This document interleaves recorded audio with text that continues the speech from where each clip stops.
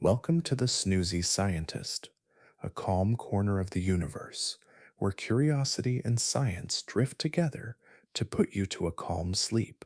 Tonight, we're traveling back far beyond history, beyond memory, to a time when the world itself nearly stopped breathing. It was roughly 250 million years ago. The planet had just survived the greatest catastrophe in its history, the Permian extinction. More than 90% of species were gone.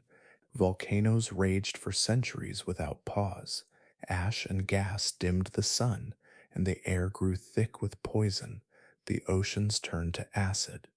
Across the land, forests lay buried beneath soot, and the sun glowed dim behind clouds of dust and fire. The planet had been stripped bare, oxygen starved, color drained, a world gasping to begin again. For a while, there was almost nothing.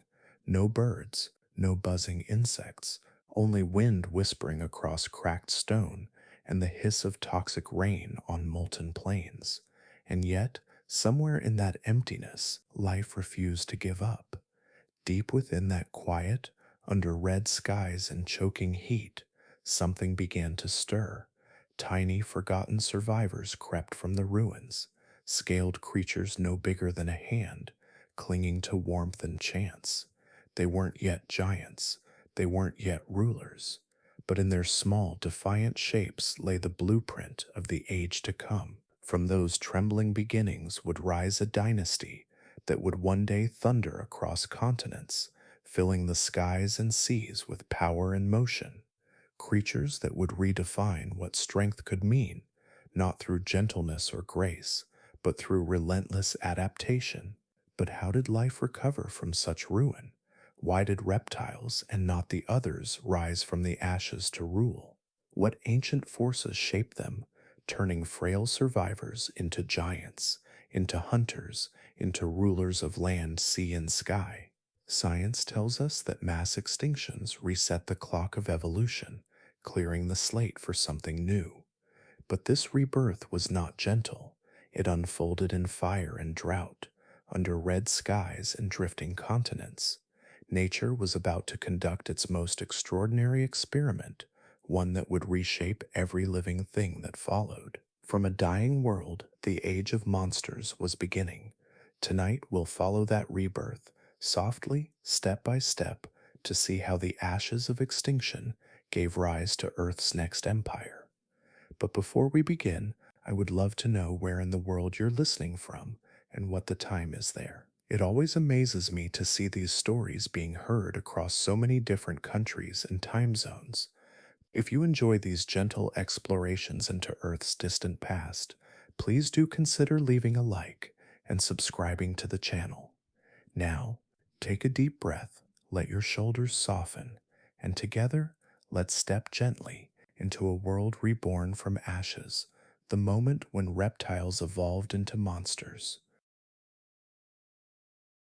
The world lay in a kind of stillness that felt unfamiliar, as if the planet itself were trying to remember how to breathe again.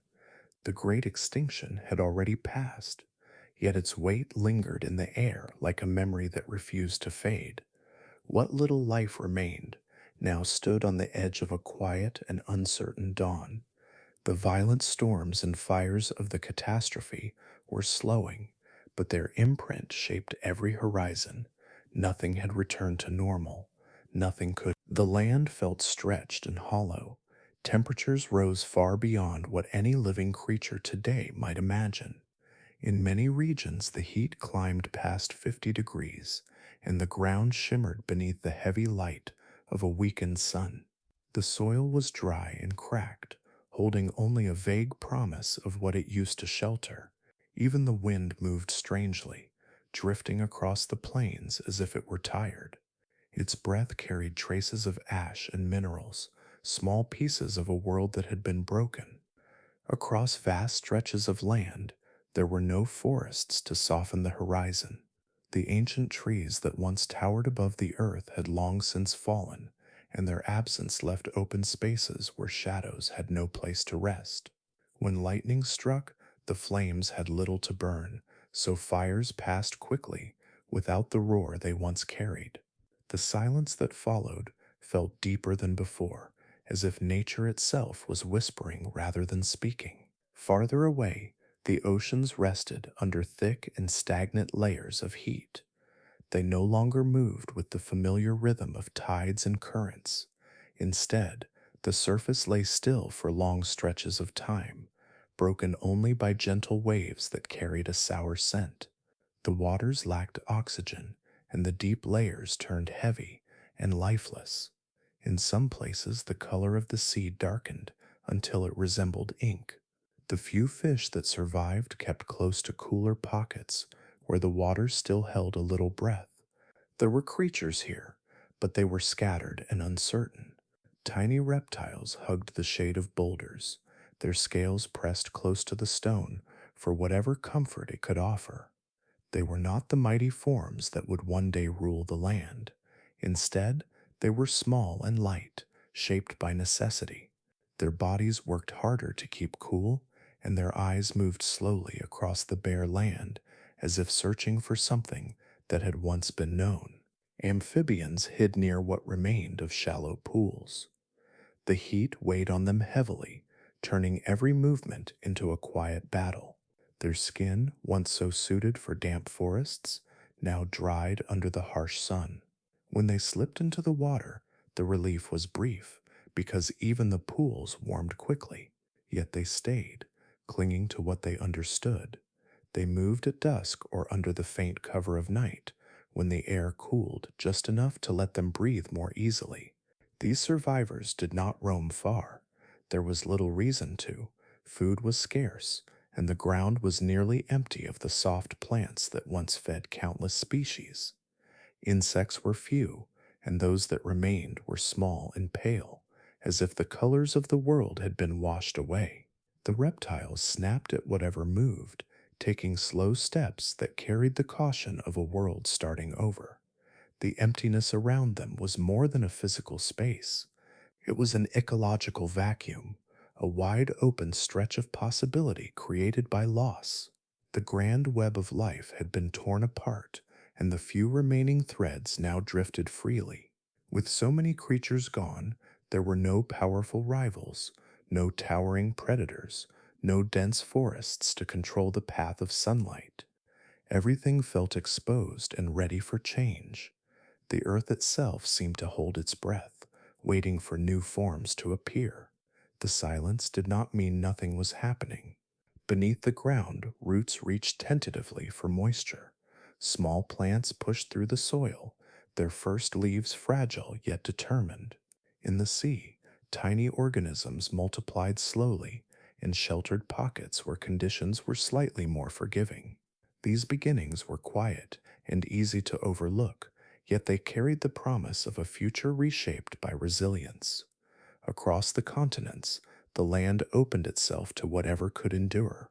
The creatures that remained adapted in ways that reflected the challenges of their time. Their bones grew lighter, their bodies more agile, their senses sharpened, and their rhythms shifted to match the extremes around them. Each change was small, but together they laid the foundation for something unexpected. What followed would not come quickly. Evolution rarely rushes, yet the stage had been cleared, and nature now held the space to explore new designs. The silence of this world was not the silence of an ending. It was the soft, patient pause before a story turns towards something new. When the world finally settled into its long, uneasy quiet, life did not return in grand shapes or mighty footsteps.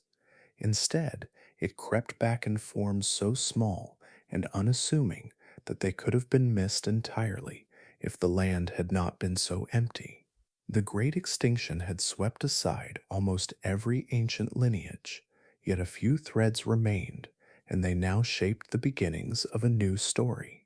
These were the synapsids and the archosaurs, distant cousins in the vast tree of life, each holding a different answer to survival.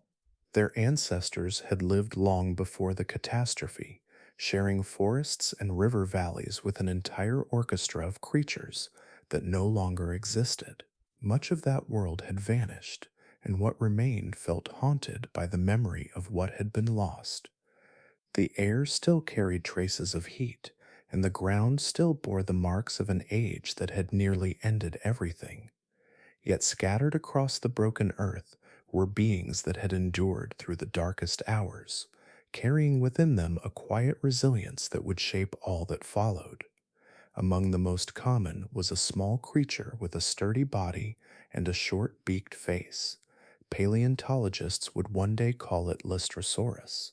In its own time, it needed no name, only the simple instinct to keep going. It was no giant, no fierce predator, no symbol of power, and yet it thrived. Its strength came not from size or speed, but from an ability to survive where others could not. It grazed on whatever sparse plants managed to rise through the dry soil, using its strong jaws to scrape nourishment from a world still learning how to grow again. Lystrosaurus lived in large groups, wandering slowly across the land in search of patches of vegetation.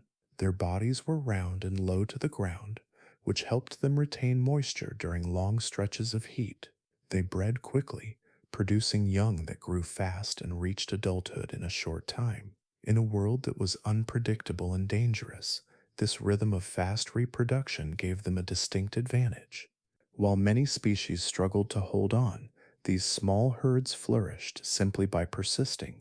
They were not alone.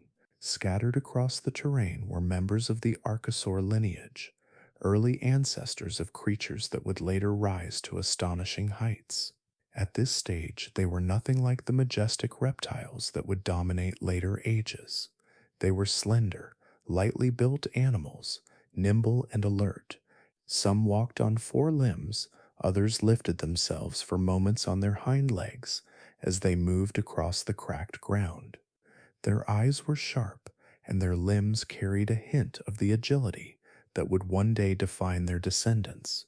The synapsids, which included Lystrosaurus and other small plant eaters, represented the last fading legacy of a once mighty group that had dominated the earlier Permian world.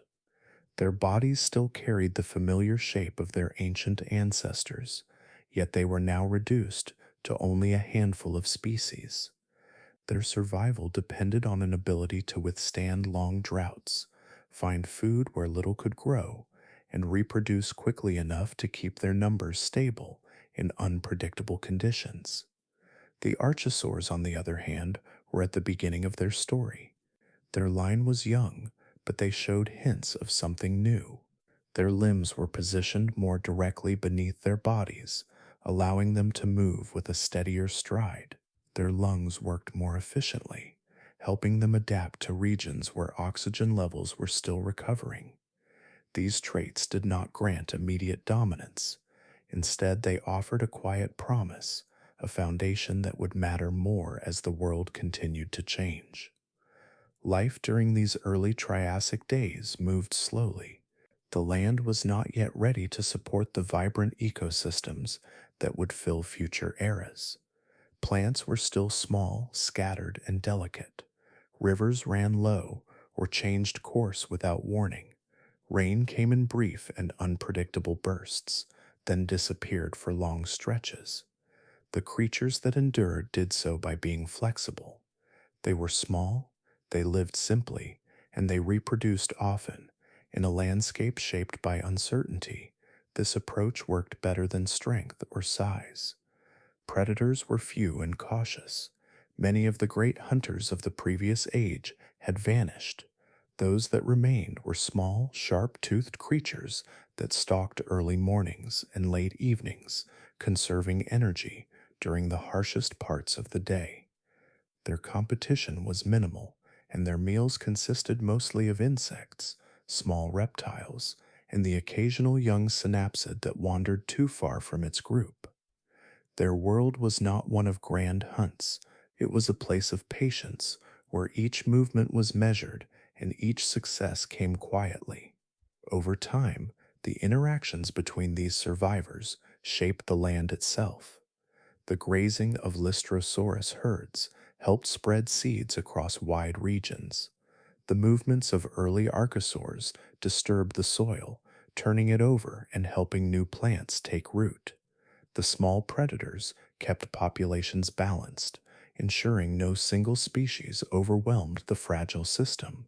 Step by step, without intent or awareness, these creatures created the first hints of recovery. The Earth was still fragile, and every life that moved across its surface carried the weight of transformation. The Great Extinction had not chosen these survivors for their strength or their brilliance. It had simply left them behind, and they carried on. Through their persistence, the ground found its rhythm again. Rivers carved new paths, plants reached toward the sun, the sky slowly softened. In this quiet competition for space and breath, the seeds of future worlds began to take shape. The creatures that remained had no way of knowing what their descendants would become. They only lived through the moment before them, each step a continuation of the long story that life endlessly writes across the earth.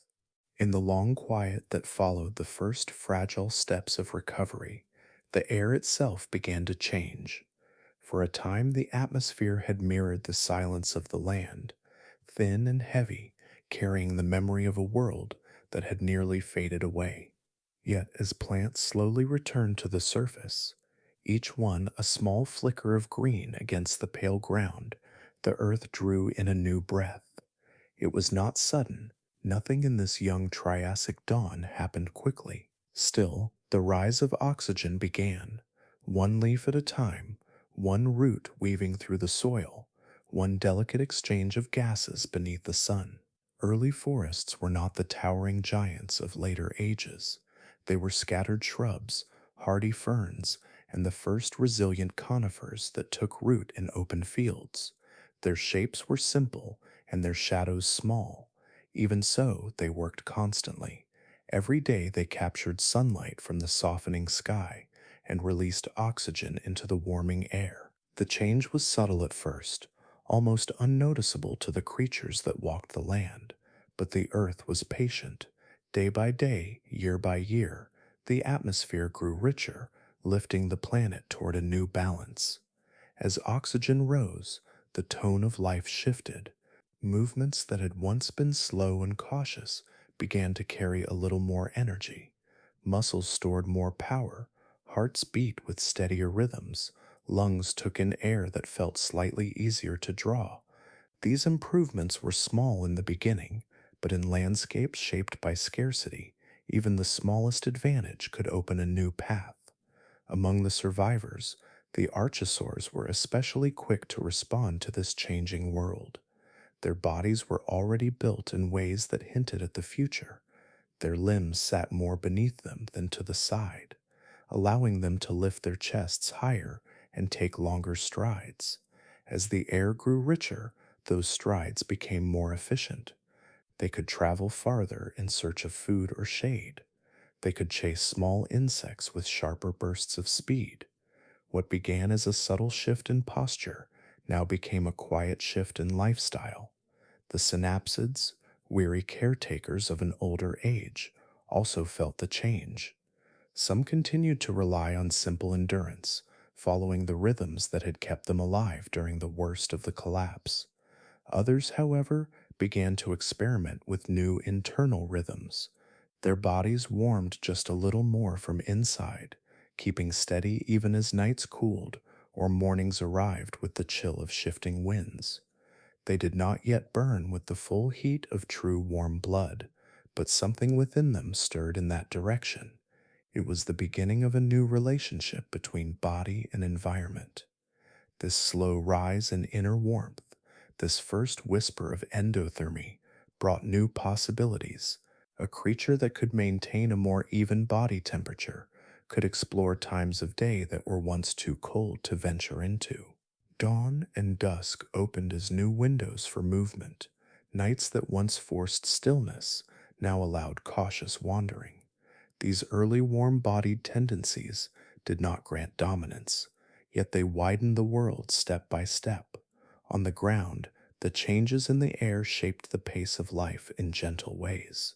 Insects that had once struggled with the thin atmosphere now moved with brighter energy, fluttering in short, shimmering bursts over patches of early vegetation. Their presence brought more opportunities for hunting and for feeding. Small predators watched these movements with alert eyes, adjusting their paths as oxygen supported more precise leaps and quicker reactions. The oceans felt the change as well. Although many deep waters remained stagnant, the surface layers brightened. Tiny aquatic plants released fresh oxygen into the waves, creating pockets of renewed activity near the shorelines. Fish that had lingered quietly began to swim with broader sweeps of their fins, exploring stretches that had once been too lifeless to enter.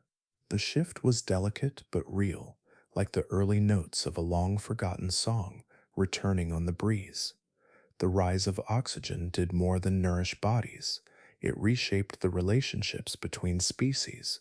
A creature that could move a little faster could escape danger more reliably.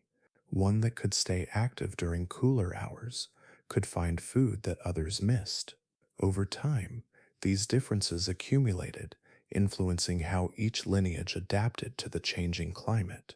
For the archosaurs, it meant the development of stronger lungs and a life that slowly leaned toward higher activity. For the synapsids, it meant the first tender steps toward internal warmth, a spark that would lead their descendants down a very different path.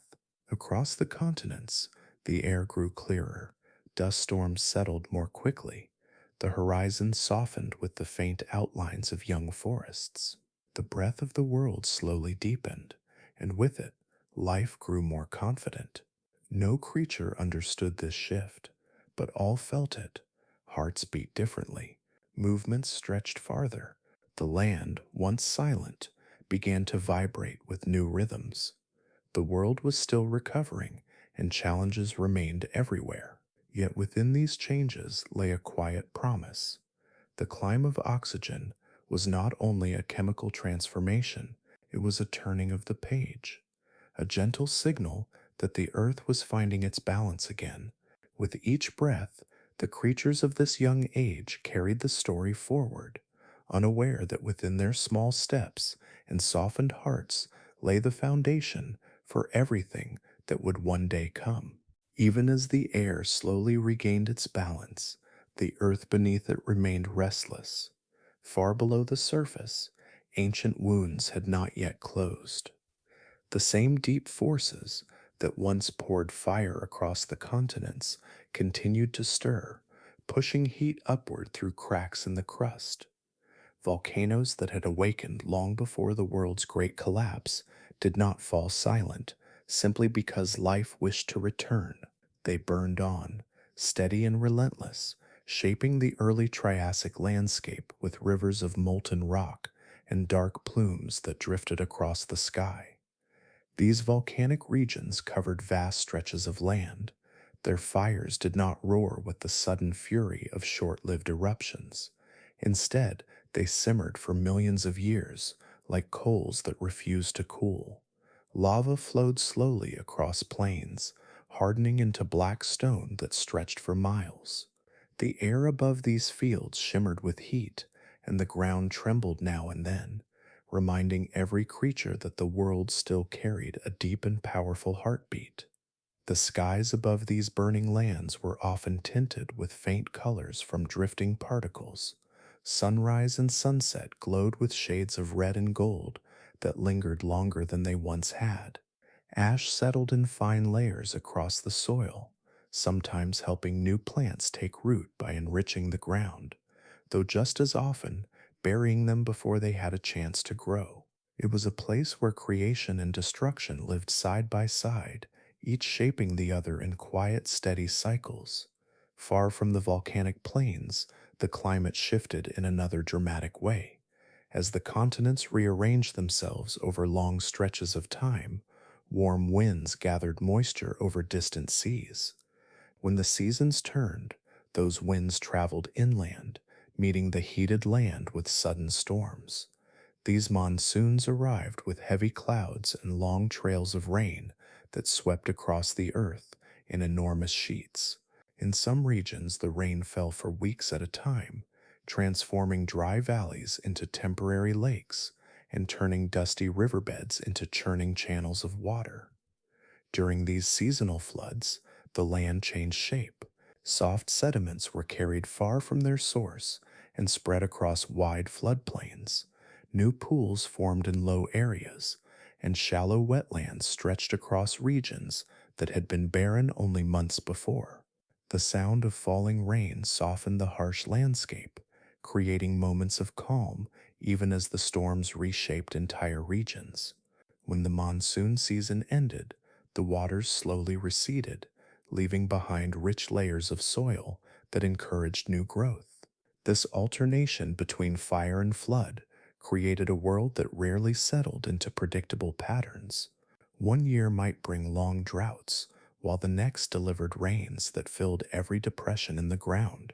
In some areas, young plants grew quickly after a wet season, only to wither under the scorching heat that followed. For the creatures that lived here, nothing could be taken for granted. Safety was temporary, opportunities were brief. The environment asked one simple thing of its inhabitants: resilience. In this shifting world, the early synapsids and archosaurs learned to read the land in subtle ways. Small herbivores watched the shapes of clouds, moving toward distant shade when the storms began to gather. Their tracks pressed into damp soil during flood seasons, then baked into the ground when the sun returned. Some found refuge in low burrows where the earth stayed cool, even as the air above grew sweltering. These underground shelters provided protection during fires, storms, and the long stretches of heat that followed. The archosaurs, with their lighter bodies and efficient lungs, adapted in a different way. They learned to follow the retreating waters after monsoon seasons, hunting insects and small prey that gathered near shrinking pools. Their limbs carried them quickly across uneven ground, allowing them to explore new territories as soon as they appeared. Some ventured close to the cooling edges of old lava fields, where early plants sometimes found nutrients in the cracks of volcanic stone. These constant changes encouraged innovation in forms and behaviors. A creature that could tolerate heat had an advantage, but so did one that could move quickly during cooler moments. A species able to dig shallow shelters recovered faster after storms. Another that produced many young ensured that at least a few survived each unpredictable year. Traits that once seemed unimportant now shaped entire lineages, guiding them in quiet ways toward futures they could not yet imagine. The land itself bore marks of this evolutionary dance. Rivers altered their paths year after year, carving new channels that cut through hardened layers of volcanic rock. Shallow lakes grew and then vanished, leaving behind smooth beds of mud where footprints remained long after their makers had passed. Early forests rose in scattered patches, their roots gripping the soil with determination. They bent under the weight of storms and trembled when distant volcanoes released their heat, yet they continued to grow. In such a world, no creature could remain unchanged. The constant rhythm of fire and water pressed against every living form, nudging them toward new possibilities. Some adapted through small shifts in behavior, others slowly transformed in shape and structure, guided by the quiet pressure of a land that demanded flexibility. Life learned to move with the seasons, to bend rather than break, to rise between cycles of hardship, and so through this long age of fire and flood, the earth prepared itself for the next chapters of its story. The creatures that endured carried within them the early signs of futures yet unwritten, shaped by the challenges that surrounded them and the resilience that kept them moving, step by gentle step, across a world that was still healing. As the young Triassic world settled into its shifting rhythm of heat, storms, and slow renewal, a new kind of creature emerged from the quiet edges of the landscape. They were not yet the towering reptiles that would one day define entire ages. At first glance, they seemed modest, their bodies slender and lightly built, their steps quick but careful. Yet within them lived a set of changes that would alter the course of life in ways no creature could have foreseen. These were the early archosaurs, the ancestors of crocodiles, pterosaurs, and the vast line of dinosaurs that would later carve their footsteps into the history of the Earth. Their origins stretched back into the Pale Recovery after the Great Extinction, a time when the land offered little comfort and even less stability. While many surviving species stayed close to familiar forms, the archosaurs began to follow a different path. Their skeletons carried hints of what was to come, as if evolution were sketching a new blueprint in careful strokes. These changes were small at first, almost subtle, yet they gave the archosaurs an edge that slowly grew more apparent as the world continued to reshape itself. One of the most striking differences lay in the positions of their limbs. For countless generations of earlier reptiles, legs had stretched outward from the sides of the body. These sprawling limbs worked well in stable environments, but they made long-distance travel slow and expensive. Early archosaurs shifted their legs beneath their bodies, lifting the weight above them in a way that allowed more efficient movement.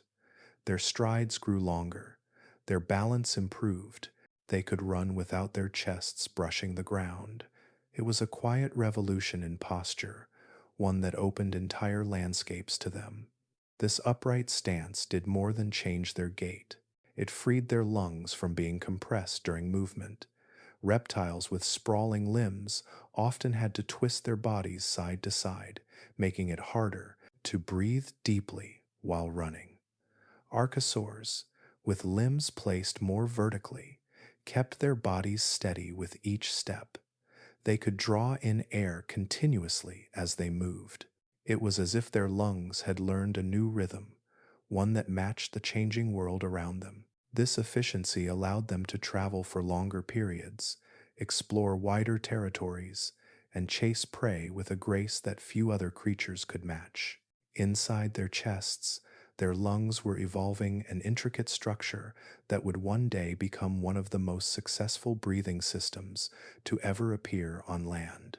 Early hints of this system allowed air to move through in a more constant and directed flow, something closer to the later design found in birds. While these first archosaurs did not yet possess the full complexity of that system, they already showed signs of a more active metabolism, one supported by steady and reliable breathing. Their bodies were slowly preparing to take advantage of the rising oxygen that the Earth itself was beginning to offer. Their movements reflected these changes. Instead of the slow, deliberate steps taken by many of the synapsids and earlier reptile groups, the archosaurs trotted lightly over the ground. Their tails balanced their bodies. Their heads lifted easily as they scanned their surroundings for food or danger. Some hunted small prey through forest patches and along riverbanks. Others searched for insects or tender plants in areas where new growth appeared after seasonal floods. Their agility allowed them to shift between environments without hesitation. These early archosaurs were not large. Some were no bigger than modern lizards. Others stood as tall as small dogs, with slender necks and narrow snouts that helped them probe the ground for hidden meals. Their eyes were alert, and their senses tuned to movement. They lived at a pace slightly quicker than their neighbors, a small but meaningful advantage in a world where conditions changed quickly and opportunities were brief. What made their body plan such a game changer was not any single trait, but the harmony created by all of them working together. Upright limbs allowed efficient walking and running. Improved lungs supported more continuous activity. Light skeletons made agile movements possible. These traits formed a foundation that could be built upon, expanded, and refined over millions of years. Evolution often moves slowly, yet sometimes it stumbles upon a design so adaptable that it becomes a kind of canvas for future diversity. The archosaurs were one of those designs. As time passed, this lineage began to branch in different directions. Some remained small and nimble, perfect for quick sprints across the sunlit plains. Others leaned toward power, strengthening their jaws and limbs for more forceful hunting. A few experimented with lighter frames and elongated limbs that hinted at the possibility of gliding or even true flight in distant ages, though these later forms lay far beyond the horizon of the early Triassic. The seeds were already planted. On warm evenings, when the fading sun cast long shadows across the land, the first archosaurs moved through their world with quiet confidence. They stepped across volcanic stones cooled from ancient flows. They followed the traces of receding rains. They watched the older synapsids graze near scattered plants, sharing the same fragile ground, yet sensing the future differently. They were creatures built for motion and change, shaped by a world that demanded both. The rise of the archosaurs did not happen overnight. It grew slowly, shaped by the land, the air, and the challenges of a world still healing from loss. Yet in these early forms, the future of the Mesozoic was already taking its first gentle breaths, preparing for an age that would stretch from earth to sky. The young Triassic world, still shaped by fire, storms, and the slow return of green, became a place where every breath carried the weight of competition. The land was no longer silent, yet it remained fragile, its ecosystems delicate and easily disturbed. Across this recovering earth, two great lineages moved through the dust and light. The synapsids, longtime rulers of earlier ages, carried with them the memories of a world that had nearly vanished.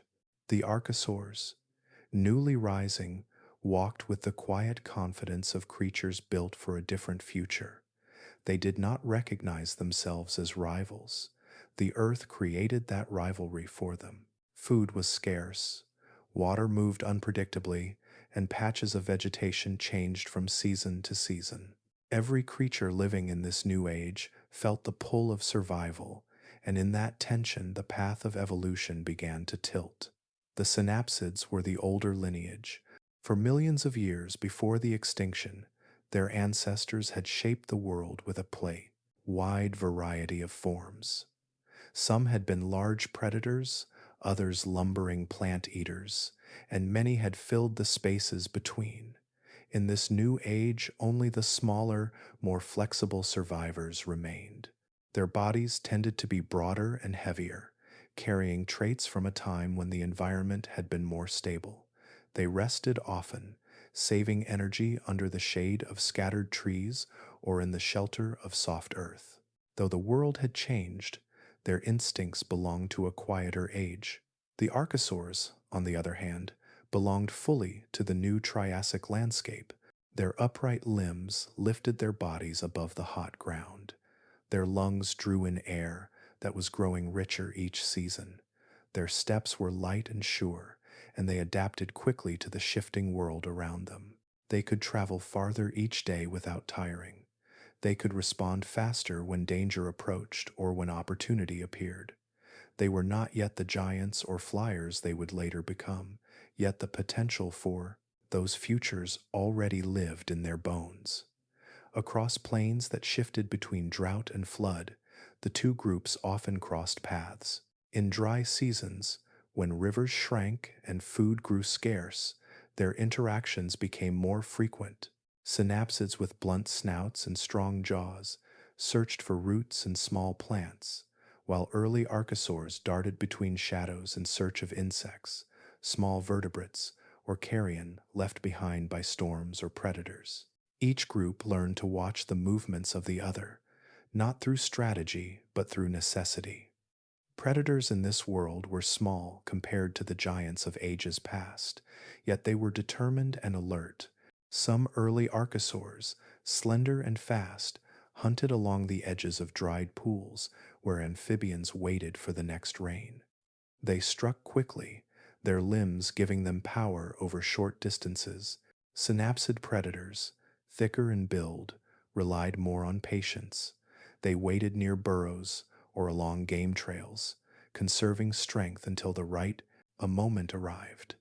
Although these hunting styles differed, they often brought the two groups into subtle competition for the same prey. Scavenging added another layer to this quiet rivalry. When a carcass appeared on the land, perhaps from a creature caught in a sudden shift of the environment, it drew attention from both sides. Archosaurs arrived swiftly, using their speed to reach the remains before the scent spread farther. Their narrow heads allowed them to slip into small spaces between bones, picking at soft tissues. Synapsids arrived with steadier steps, relying on powerful jaws to break into thicker pieces that others could not reach. These encounters rarely turned into direct conflict. Instead, they became moments where timing and adaptation mattered most. The creatures that arrived first, or that could handle the most challenging parts of the carcass, gained the advantage. Over time, these small moments accumulated. The archosaurs, with their efficient bodies, gradually found themselves winning more of the quiet races toward food and water. Their lungs supported longer runs during cool mornings. Their upright stance allowed them to conserve energy even during hot periods. Their lighter frames let them shift habitat more easily as landscapes changed. Each of these traits seemed minor on its own, yet together they slowly shaped a pattern. As the seasons passed and the Earth continued its long recovery, the balance of power leaned toward the archosaurs. The synapsids still persisted, each small success built on endurance and grit. Yet the world around them favored the creatures that moved swiftly and adapted easily. When monsoons reshaped riverbeds, the archosaurs were the first to explore new areas. When volcanic ash enriched patches of soil and new plants appeared, they were the first to feed on the insects drawn to the greenery. Their victories were not bold or dramatic. They were steady, almost quiet, woven into the everyday rhythm of surviving in a landscape that demanded resilience. The synapsids did not vanish. They held on in shaded areas, in burrows, and along the cooler regions of the world. Their lineage would carry forward its own legacy, one that waited quietly for its distant moment to rise again.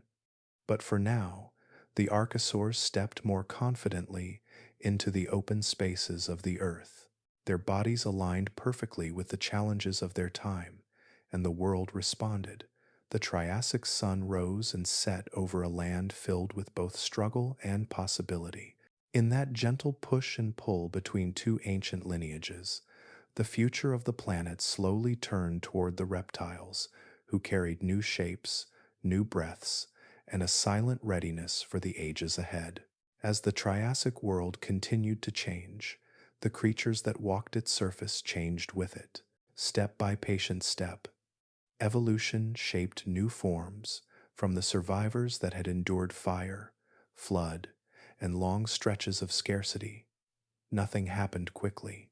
The land still shifted between harsh heat and brief seasons of renewal, and these cycles acted like a slow-turning wheel, guiding life toward shapes that could meet the challenges of a world still healing. In this quiet pressure, the first hints of a new design began to appear, a blueprint that would eventually give rise to the towering reptiles of later ages. Among the early archosaurs, bodies grew lighter and more balanced. Some species found themselves lifting their chests higher with each generation, relying more on their hind limbs than their forelimbs. This slow shift toward a bipedal stance did not come from any single leap forward. Instead, it emerged through countless small improvements. A tail that grew a little stiffer and more muscular helped with balance. Hips that shifted slightly in their angle supported a more upright posture. Feet evolved to grip the ground with surer steps. Each adjustment made movement easier, and creatures that moved efficiently tended to survive long enough to pass those traits along. Standing upright, even partially, opened new possibilities. A biped could see farther over the low vegetation that dotted the landscape. It could run with fewer energetic costs because the body moved more steadily and the chest stayed clear for deep breaths. It also freed the front limbs for tasks other than walking, Some of the earliest biped-leaning archosaurs used their forelimbs to grasp at insects or steady themselves as they climbed over uneven terrain. Though these actions were simple, they hinted at a future where front limbs would take on dramatically different roles. As posture evolved, so did the structures of the head. Jaws strengthened as hunting and foraging demanded more precision. In the early days after the extinction, most teeth had been simple, suited for a general diet of plants, insects, or whatever could be found. But as environments diversified, so did the food sources. This variation encouraged new shapes in the mouths of these rising reptiles. Some developed slender, needle-like teeth that helped them catch quick-moving prey. Others formed broader, flatter teeth suited for slicing through tough plant material. A few developed patterns somewhere between the two, allowing them to feed on a wider range of foods depending on what the season offered. These changes in teeth did more than define diet. They influenced behavior, territory, and survival. A creature with sharp teeth could hunt during cooler hours, darting through shadows in search of small animals hiding between roots and stones. Herbivores with sturdy jaws learned to crack open the tough stems of early Triassic plants that grew in scattered patches. Omnivores moved with quiet flexibility, adapting more easily when droughts or heavy rains transformed the land. The heat of the Triassic world shaped these developments constantly. During long dry periods, animals with efficient postures and stronger jaws could travel farther in search of food. Their bodies cooled more effectively when they stood tall and moved in steady strides. Cold-blooded animals lost heat quickly at night, but those that carried even a small hint of internal warmth could stretch their activity into the early morning or late evening, finding food while others hid from the temperature swings. In a landscape of scarcity, these advantages were subtle but meaningful. Natural selection guided these changes with a steady hand. A creature that could travel long distances without exhausting itself often found water that others missed. One that could bite with greater force could open resources that were unavailable to its neighbors. Over countless generations, these small victories built new body plans that were better suited to the unpredictable world. Skeletons became more refined. Muscles grew in patterns that encouraged quick acceleration or steady endurance.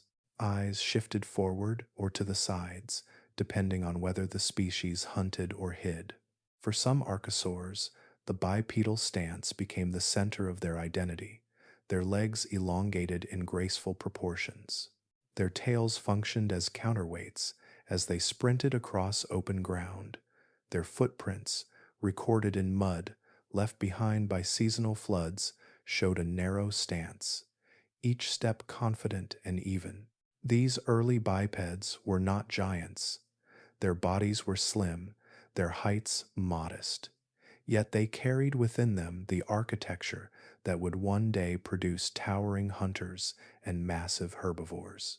In the shaded pockets of forests, other species followed a different blueprint.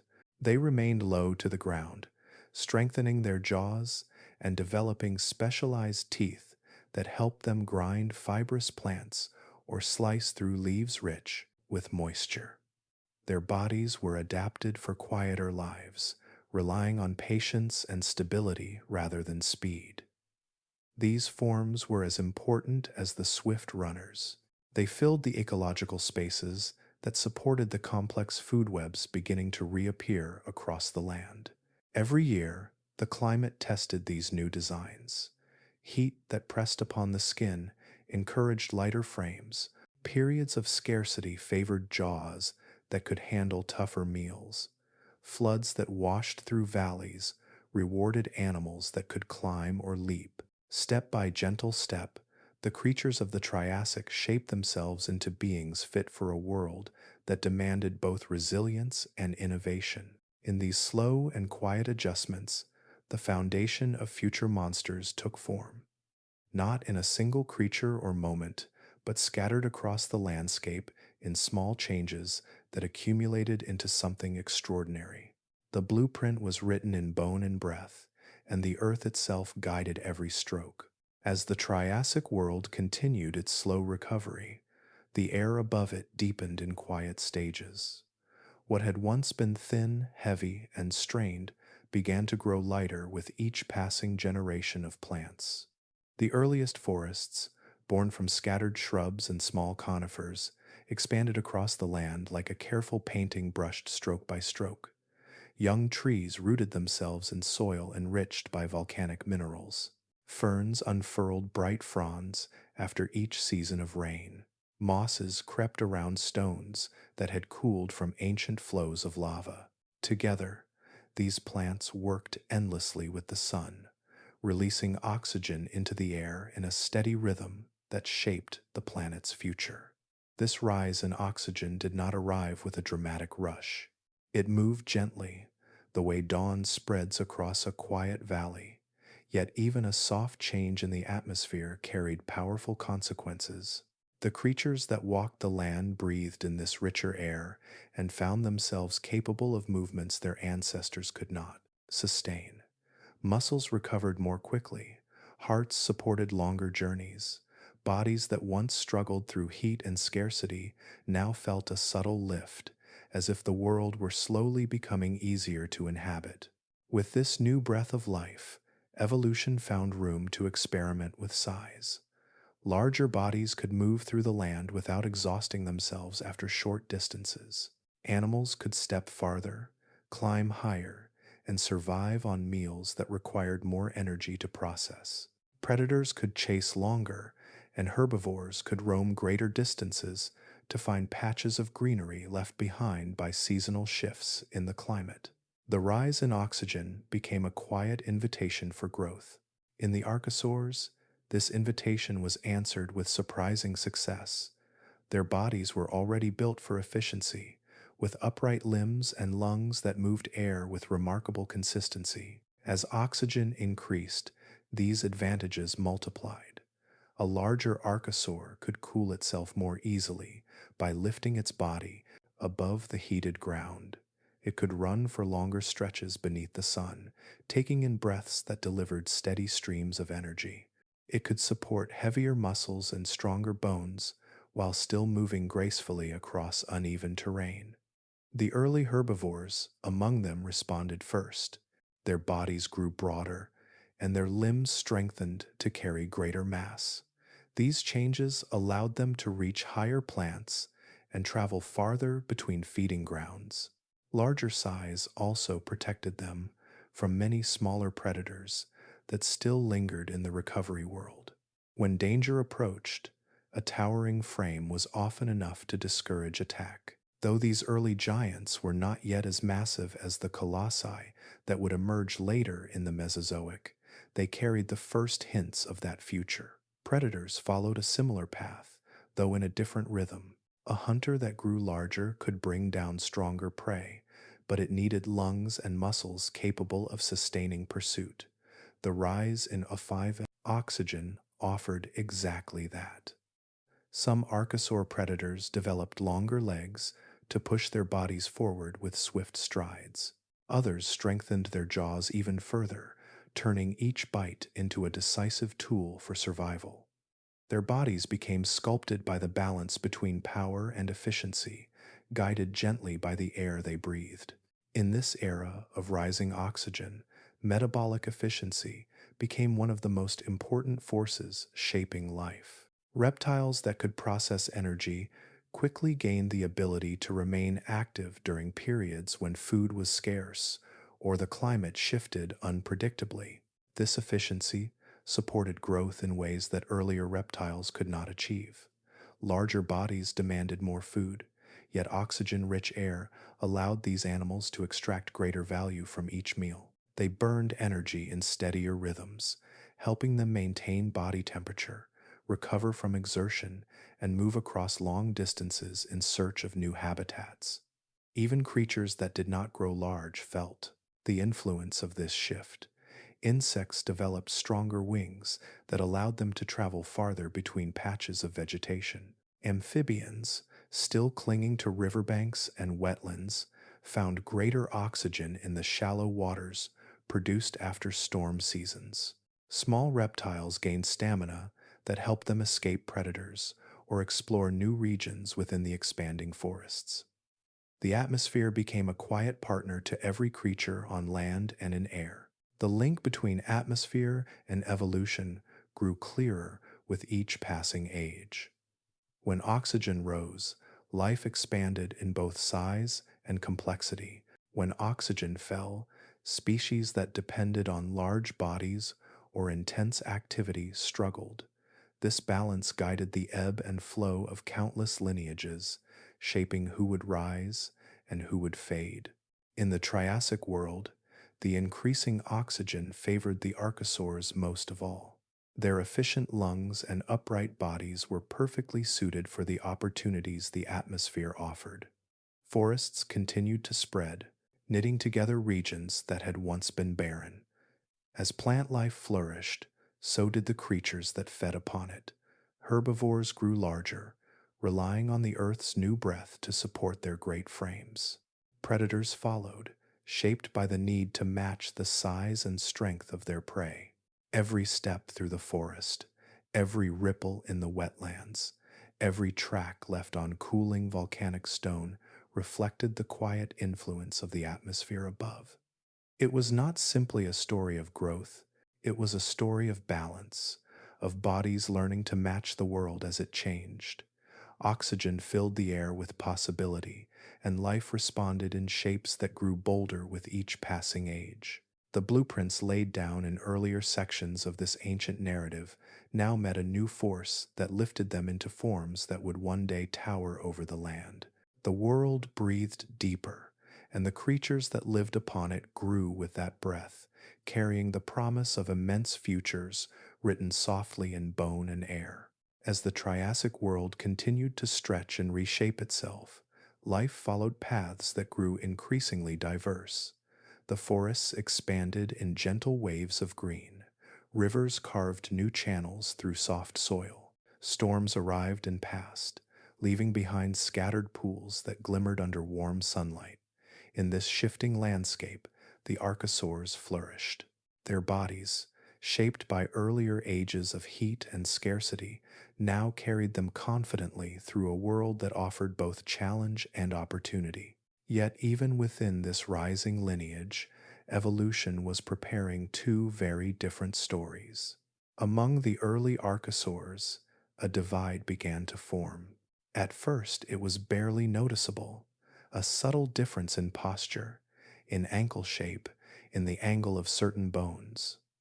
Over generations, these small distinctions grew into two clear branches. One path would lead to the ancestors of crocodiles, a group later known as the pseudo-Suchians. The other path would give rise to the long and varied line of dinosaurs and their airborne cousins, the ornithodyrans. This split, quiet and gradual, became one of the most important turning points in the history of life on Earth. The pseudo-Suchians took on a wide variety of forms. Some were heavily built, with armored plates that lay across their backs like layered shields. Others carried long, narrow snouts, suited for catching fish in shallow waters. A few grew to impressive sizes, walking with the heavy, confident steps of predators that ruled certain regions.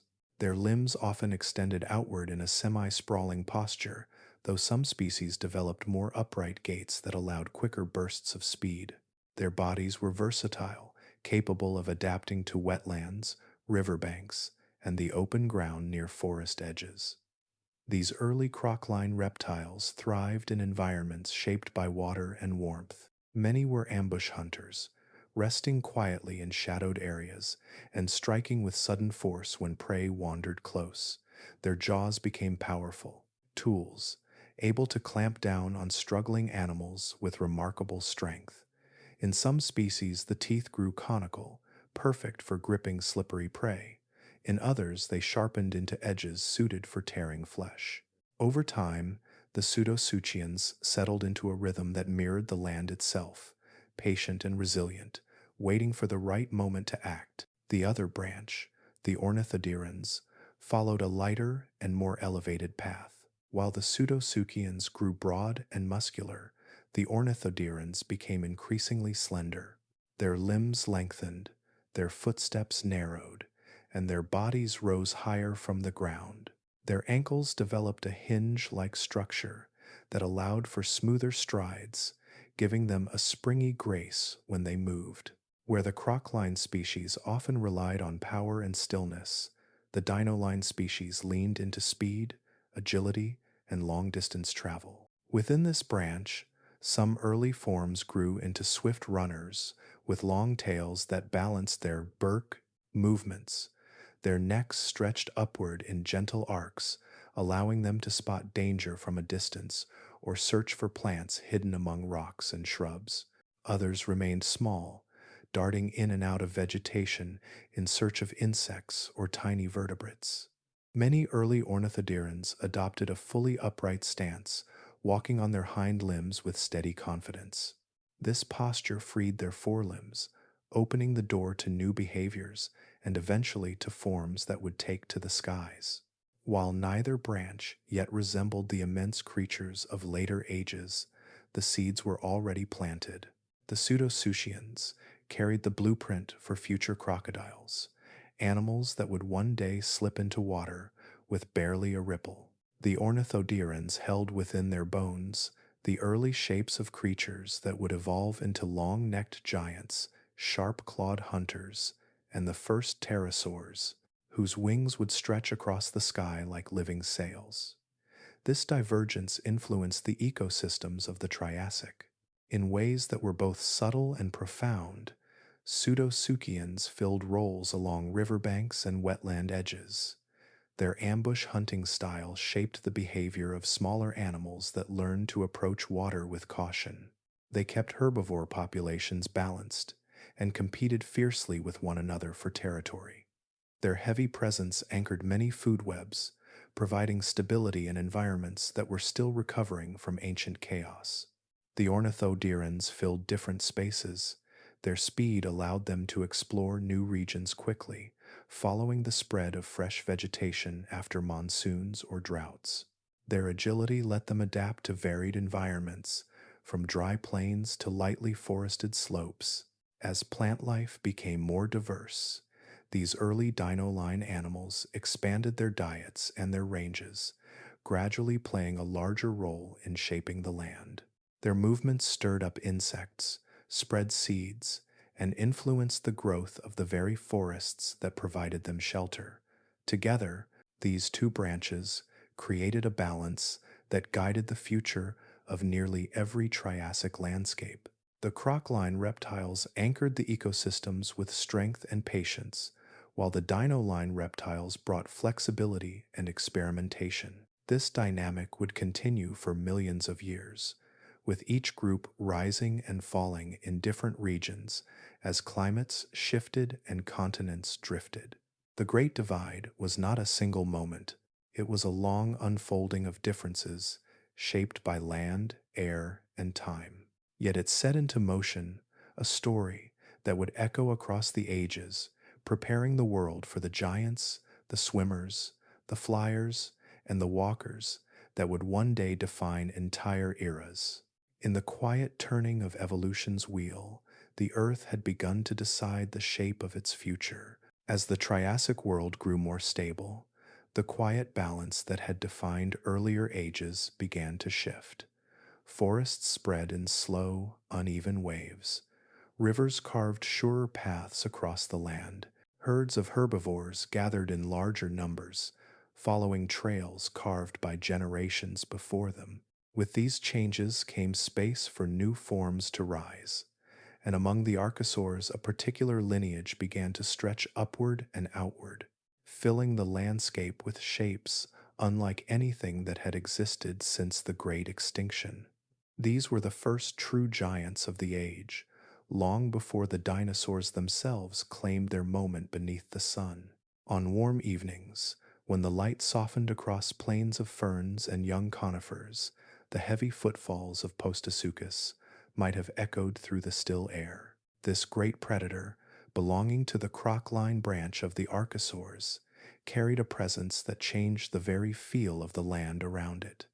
Its skull was long and deep, lined with curved teeth that held the power to bring down even the largest herbivores of its time. Postosuchus stood tall on its limbs, its posture nearly upright, and its tail stretched behind it like a counterbalanced anchor. Though it sometimes walked on all fours, it could lift itself onto its hind limbs when speed or strength demanded it. Its movements were confident, steady, and full of the quiet authority of a creature that knew it stood near the top of the food web. Saurosuchus, another giant of this lineage, lived in regions shaped by shifting rivers and scattered woodlands. It carried much of the same power, but its body was broader, heavier, built for force rather than agility. Its jaws could crush bone. Its legs held muscles strong enough to propel it in sudden bursts of speed, enough to close the distance between hunter and prey with startling efficiency. It moved through the land like a shadow cast by a different age, leaving deep impressions where its feet pressed into newly formed mud. These marks would one day harden into stone, preserving the memory of this early titan for millions of years. Though these creatures were not dinosaurs, they filled the role that later dinosaurs would inherit. They were apex predators, shaping the behavior of every smaller creature that shared their world. Herbivores learned to move in larger groups, gathering protection in numbers. Smaller archosaurs developed sharper senses, watching the edges of forests for any sign of movement. Even insects responded to the presence of large predators, taking to the air in scattered flutters whenever tremors in the earth hinted at approaching footsteps. Fossils reveal much about these early giants, not only in their size but in the stories written within their bones. Some specimens show rings of growth that hint at rapid development, as if these creatures raced through their early years to reach a size that protected them from danger. Growing quickly was a powerful advantage. A large body meant fewer threats. It meant greater access to prey and the strength to claim territory. This rapid growth suggests that the arms race between predator and prey had already begun, long before the first true dinosaurs stepped fully into their own roles. Herbivores of this time responded with their own adaptations. Many developed sturdier limbs to escape more quickly when threatened. Some evolved thicker armor or defensive structures. Others relied on increased reproductive rates, ensuring that despite losses to predators, their lineages remained strong. Each change in a prey species placed new pressure on the giants, urging them to become faster, stronger, or smarter. And each improvement in the giants reshaped the strategies of the creatures that lived beneath them. The predator and prey relationship became a slow, beautiful dance shaped by millions of years of quiet competition. The landscapes they inhabited carried the marks of these struggles. Near riverbeds, scattered bones revealed scenes where young giants tested their strength. In open plains, deep claw marks on hardened soil showed where large predators grappled with fleeing herbivores. In floodplain forests, the broken branches of small trees hinted at heavy bodies passing through in pursuit of their next meal. Every fossil was a whisper of this ancient contest, preserved by time and uncovered long after the creatures themselves had vanished. Despite their size and strength, the first giants never dominated the world in the way later dinosaurs would. Their reign was real but fleeting, woven into the fabric of a world still finding its balance. Yet their presence shaped the path of evolution. They set standards for power and size that the earth remembered. Their bones influenced the bodies of predators that came after them. Their existence pushed prey species toward new forms and behaviors. They were part of the foundation on which later ecosystems would rise. As the Triassic sun dipped below the horizon, its fading light cast long silhouettes of these magnificent creatures across the land. They stood as symbols of what the earth could produce when climate, oxygen, and opportunity aligned in just the right way. Though their time would pass, their legacy would echo through every age that followed, carried softly in the bones of giants yet to come. The Triassic world had already witnessed the rise of great predators, the slow expansion of forests, and the branching of the archosaurs into distinct paths. In this landscape filled with shifting climates and constant change, a new kind of creature emerged, small and light, almost easy to overlook in a land still dominated by larger reptiles. These early forms were the first true dinosaurs. They did not arrive with thunderous steps or towering frames. Instead, they appeared quietly, shaped by the demands of a world that rewarded speed, flexibility, and an ability to seize opportunity when it appeared. In the warm regions of what is now South America, Herrerasaurus moved with the fluid confidence of an animal that understood its place in the shadows. It was sleek, with a long tail held straight behind it and limbs built for swift running. Standing on its hind legs, it could sprint across uneven ground with surprising ease. Its head was narrow, filled with teeth that curved backward, perfect for gripping the small to medium animals that shared its environment. Herrerasaurus was a hunter that relied not on size but on precision. It darted rather than charged, weaving between scattered plants and rocky outcrops in search of prey. Nearby, though not always in the same regions or times, another early dinosaur walked with a lighter step. Eoraptor was smaller and more delicate, its frame almost bird-like in its proportions. Its teeth were shaped for a varied diet, and its nimble posture suggested a creature that could shift between hunting small animals and scavenging for plant matter when necessary. With slim limbs and quick reflexes, Eoraptor embodied the adaptability that defined the earliest dinosaurs. It did not dominate its world. Instead, it survived by fitting into spaces that others overlooked. The early herbivores of the dinosaur lineage included Plateosaurus, an animal that stood taller than Herrerasaurus or Eoraptor, yet remained modest in size compared to the giants that would come later. Plateosaurus carried a long neck that allowed it to reach leaves higher than many other plant eaters of its time. Its forelimbs were shorter than its hind limbs, and it often balanced on two legs, surveying its surroundings with large, gentle eyes. Though larger than some early dinosaurs, Plateosaurus was still light enough to move quickly when danger approached. Its ability to rear up, take long strides, and navigate through patches of vegetation made it a flexible forager in a world where food appeared unevenly across the land. These early dinosaurs did not yet rule their environments. They shared the land with large croc-line predators, with powerful herbivores from older reptile groups, and with countless smaller creatures adapted to survival in a recovering world. Yet being small and agile offered advantages that outweighed their modest presence. The climate during this time was unpredictable, with periods of drought followed by intense rains. In such a world, small animals were better able to flee from sudden changes. They could seek shelter more easily, squeeze into hidden spaces, and travel long distances in search of better resources. Speed gave them another advantage.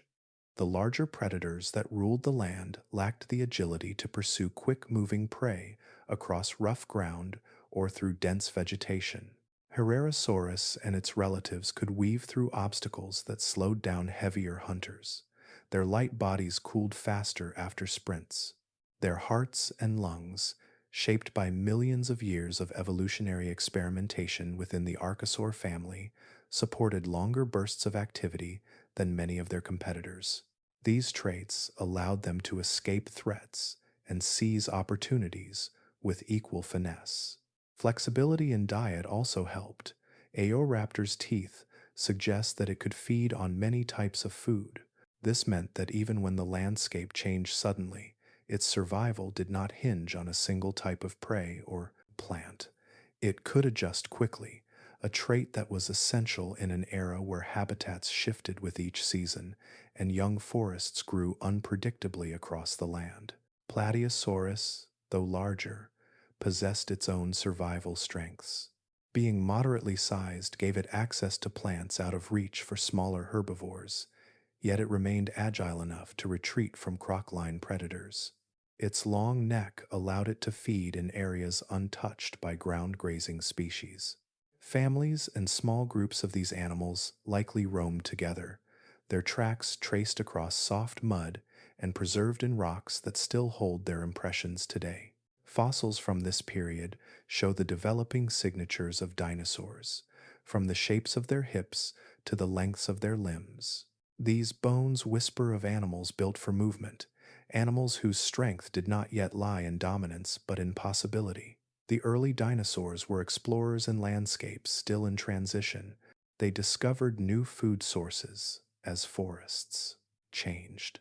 They moved into open plains as climates warmed. They skirted the edges of danger by relying on reflex instead of raw strength. Their rise was gentle, almost understated. There was no single moment when they became rulers of the land. Instead, their presence grew quietly, generation after generation, through traits that helped them survive rather than conquer. They fit neatly into the new world taking shape around them, and through their ability to adapt, they carried the promise of the age that would follow. The Triassic sun continued its path across a sky shared by predators and prey, by ancient lineages and rising ones. In the light of that sun, the first dinosaurs walked with careful steps, their shadows stretching across ground that had seen countless ages before them. They were small, swift, and unassuming, yet within their bones lived the beginnings of a story that would one day reshape the world. The Triassic world never settled into a predictable rhythm. Seasons did not return with gentle sameness, and the land did not hold one shape for long. Instead, the planet drifted through pulses of change that moved like slow breaths across continents. Warmth spread, then retreated. Rains gathered, then vanished. Forests stretched outward for generations, then thinned again under the hard touch of drought.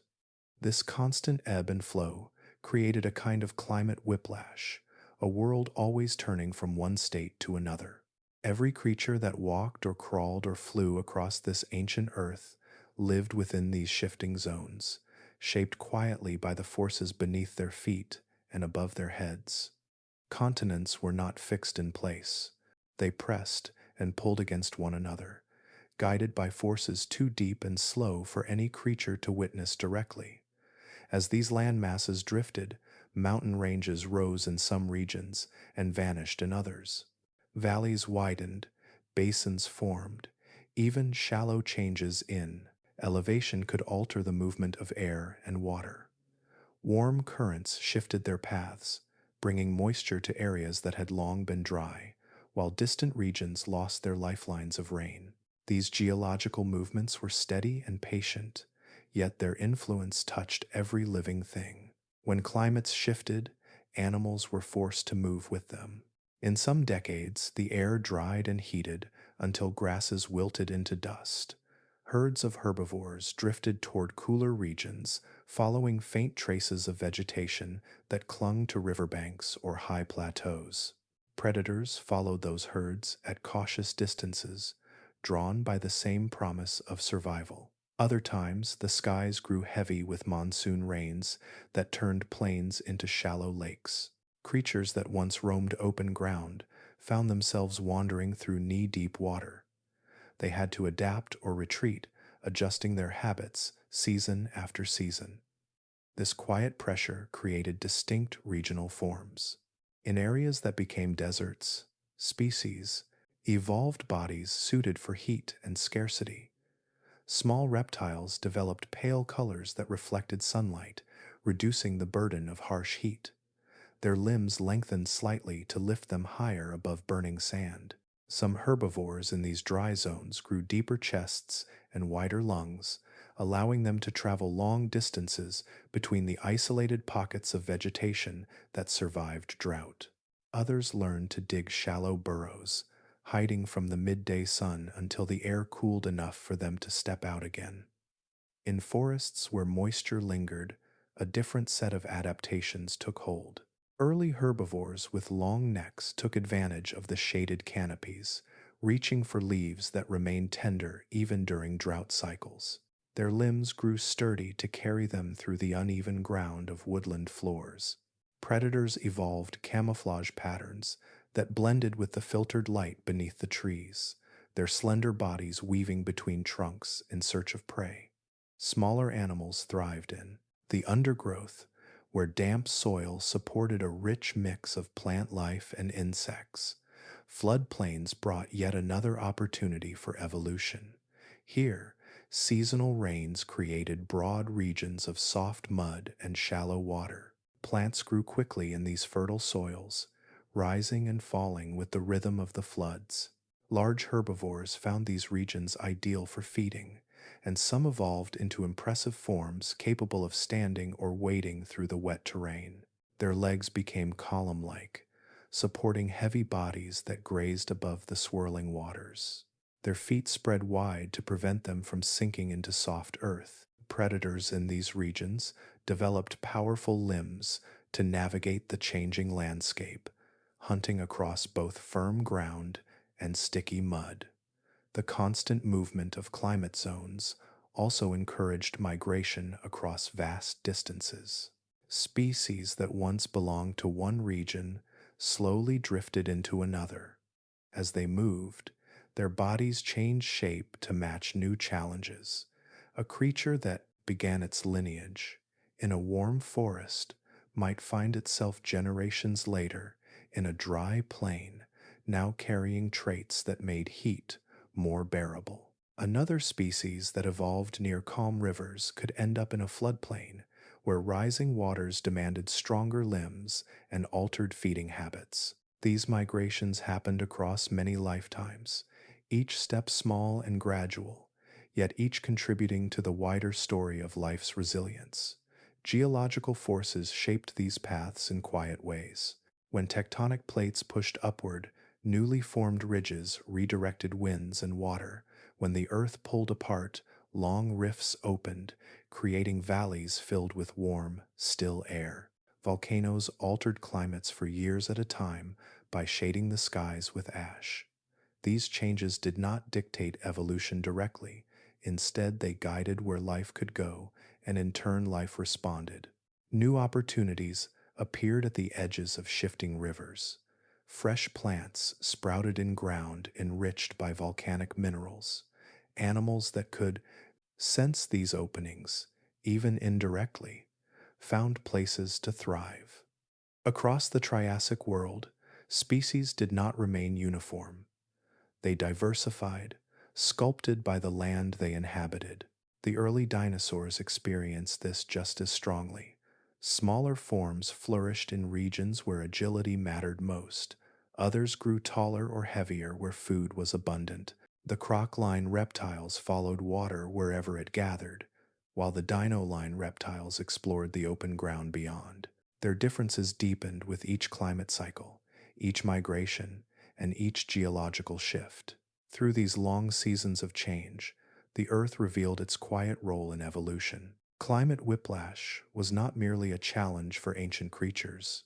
It was an artist's hand carving new possibilities from every rise in temperature, every shift in rainfall, and every subtle movement of stone beneath the surface.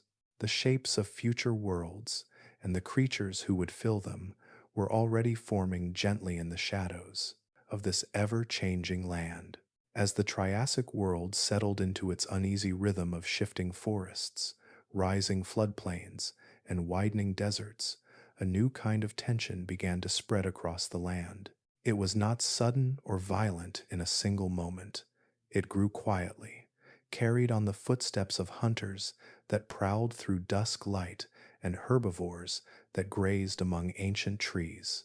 This was an age when life sharpened itself against life, when predator and prey rose together in a slow and intricate dance of survival. The mid-Triassic became a turning point, a time when the archosaurs who had emerged from earlier struggles refined their bodies and behaviors in ways that would echo across millions of years. The world of this era was no longer ruled by hesitation. Predators moved with growing confidence, shaped by landscapes that rewarded both speed and strategy. Among these hunters were early theropod like dinosaurs, slender and quick, their steps light upon sun-baked soil. They relied on bursts of speed, weaving between low shrubs and sprinting across open clearings where shadows stretched long in the late afternoon light. Each hunt was a test of timing, of stillness, followed by sudden motion. Alongside them moved the powerful members of the croc-line archosaurs. They were heavier, their armor thicker, their jaws broad and strong. Some preferred ambush tactics, hiding near riverbanks or beneath the edges of forest canopies. When prey passed by, they lunged with force that could topple even the sturdier herbivores. Others grew more agile than their ancestors, lifting their bodies higher off the ground and walking with a semi-upright stride that gave them surprising speed for their size. Each group hunted differently, shaping the behavior of the creatures that shared the land with them. Their prey responded in ways that changed the course of evolution. Herbivores that had once relied on size or simple endurance now faced faster, more coordinated attackers. In this pressure-filled world, armored herbivores began to rise. These early forms did not yet carry the full plates or towering spikes of later ages, but they showed the first signs of protective innovation. Their skin thickened, rows of bony nodules formed beneath the surface. These tiny shields, scattered at first, became more pronounced generation by generation. Over time, they would form the armor that defined entire lineages. But in these early ages, they were subtle beginnings, a quiet promise of the future. Some herbivores developed broader bodies, using weight and strength to defend themselves. Others grew longer tails that could be swung with enough force to keep distance between them and their predators. Hiding places in young forests became crucial. Groups of plant eaters learned to stay closer together, relying on combined awareness to detect danger before it arrived. This collective movement laid the foundation for herd behavior, a powerful tool in a world filled with agile hunters. Predators, in turn, adapted to these defenses. The fossil record from this era reveals bite marks on bones that show how jaws grew stronger and more specialized. Some hunters developed longer teeth that could slip between plates of early armor. Others refined their claws, curving them into weapons that could grasp or tear. The arms race between predator and prey left traces preserved in stone. Bones with healed wounds tell stories of animals that survived attacks, carrying the history of struggle in the lines of their skeletons. Trackways from the mid-Triassic provide even richer glimpses into this era. In stretches of hardened mud, paleontologists have found footprints that do not appear alone, but in parallel sets. These prints hint that some predators hunted in small groups, moving together as they followed the path of potential prey. Their steps reveal coordination, as if they communicated through movement or through subtle sounds carried on the wind. These early pack hunters were not as complex as later creatures, yet their behavior marked a shift toward cooperation that gave them an advantage against the rising defenses of herbivores. Herbivore trackways also reveal stories of complexity. Some show patterns of tight clustering, suggesting that smaller animals gathered around larger ones for protection. Others reveal sudden shifts in direction, entire groups turning at the same moment, reacting to danger that left no physical trace behind. Such patterns speak of communication, perhaps through vibrations in the ground or through soft vocalizations that traveled between individuals. These early signs of social behavior helped plant eaters survive during an age when predators were becoming more skilled with every generation. The mid-Triassic landscapes themselves bore witness to this ongoing escalation. Forest floors showed marks where large bodies pushed through vegetation, fleeing from unseen threats. Riverbeds contained layered footprints of animals that passed through at different times of day, predator tracks, overlaying prey tracks in a pattern that repeated through seasons. Open plains displayed long sprints frozen in sediment, a chase captured in stone, prey footsteps stretching forward in long leaps, predator prints closing in behind. Each discovery paints a picture of a world in motion, shaped by the interplay between danger and survival. The great Archosaur wars were not battles fought in a single moment. They were continuous, carried out in silence and dust, in the shadows of trees and the glow of ancient sunsets. Every creature played a part, from the smallest burrower that disappeared into the soil to the towering carnivores that watched over the plains. Through this slow and relentless dance, evolution crafted creatures of greater strength, sharper senses, and more elaborate defenses. The Triassic world became a forge where life hammered itself into new forms, each shaped by the pressures of predators and the determination of prey. The earth continued to turn, and with each turn the story deepened, carried forward in the footsteps pressed gently and firmly into the land. As the Triassic world continued its slow weave between forests, plains, rivers, and rising mountains, life kept searching for new ways to move through the landscape. Predators refined their speed, herbivores strengthened their armor. Small reptiles learned to sprint, leap, or hide. Yet a few creatures began to explore a realm that no vertebrate had ever claimed. They looked upward, toward the open sky, where wind brushed against the tops of young conifers and sunlight drifted in soft layers of gold. Here, in the quiet spaces between earth and clouds, the first experiments in flight began. The earliest pterosaurs did not appear with the majesty that later ages would give them. They did not dominate the sky at once. They emerged gradually, shaped by pressures that touched many corners of the land. Food was scattered in unpredictable patterns, and survival often depended on the ability to search widely for insects or small prey. Forests grew in broken mosaics, leaving patches of open ground between dense clusters of trees. Wind patterns shifted across rising mountains and new coastlines.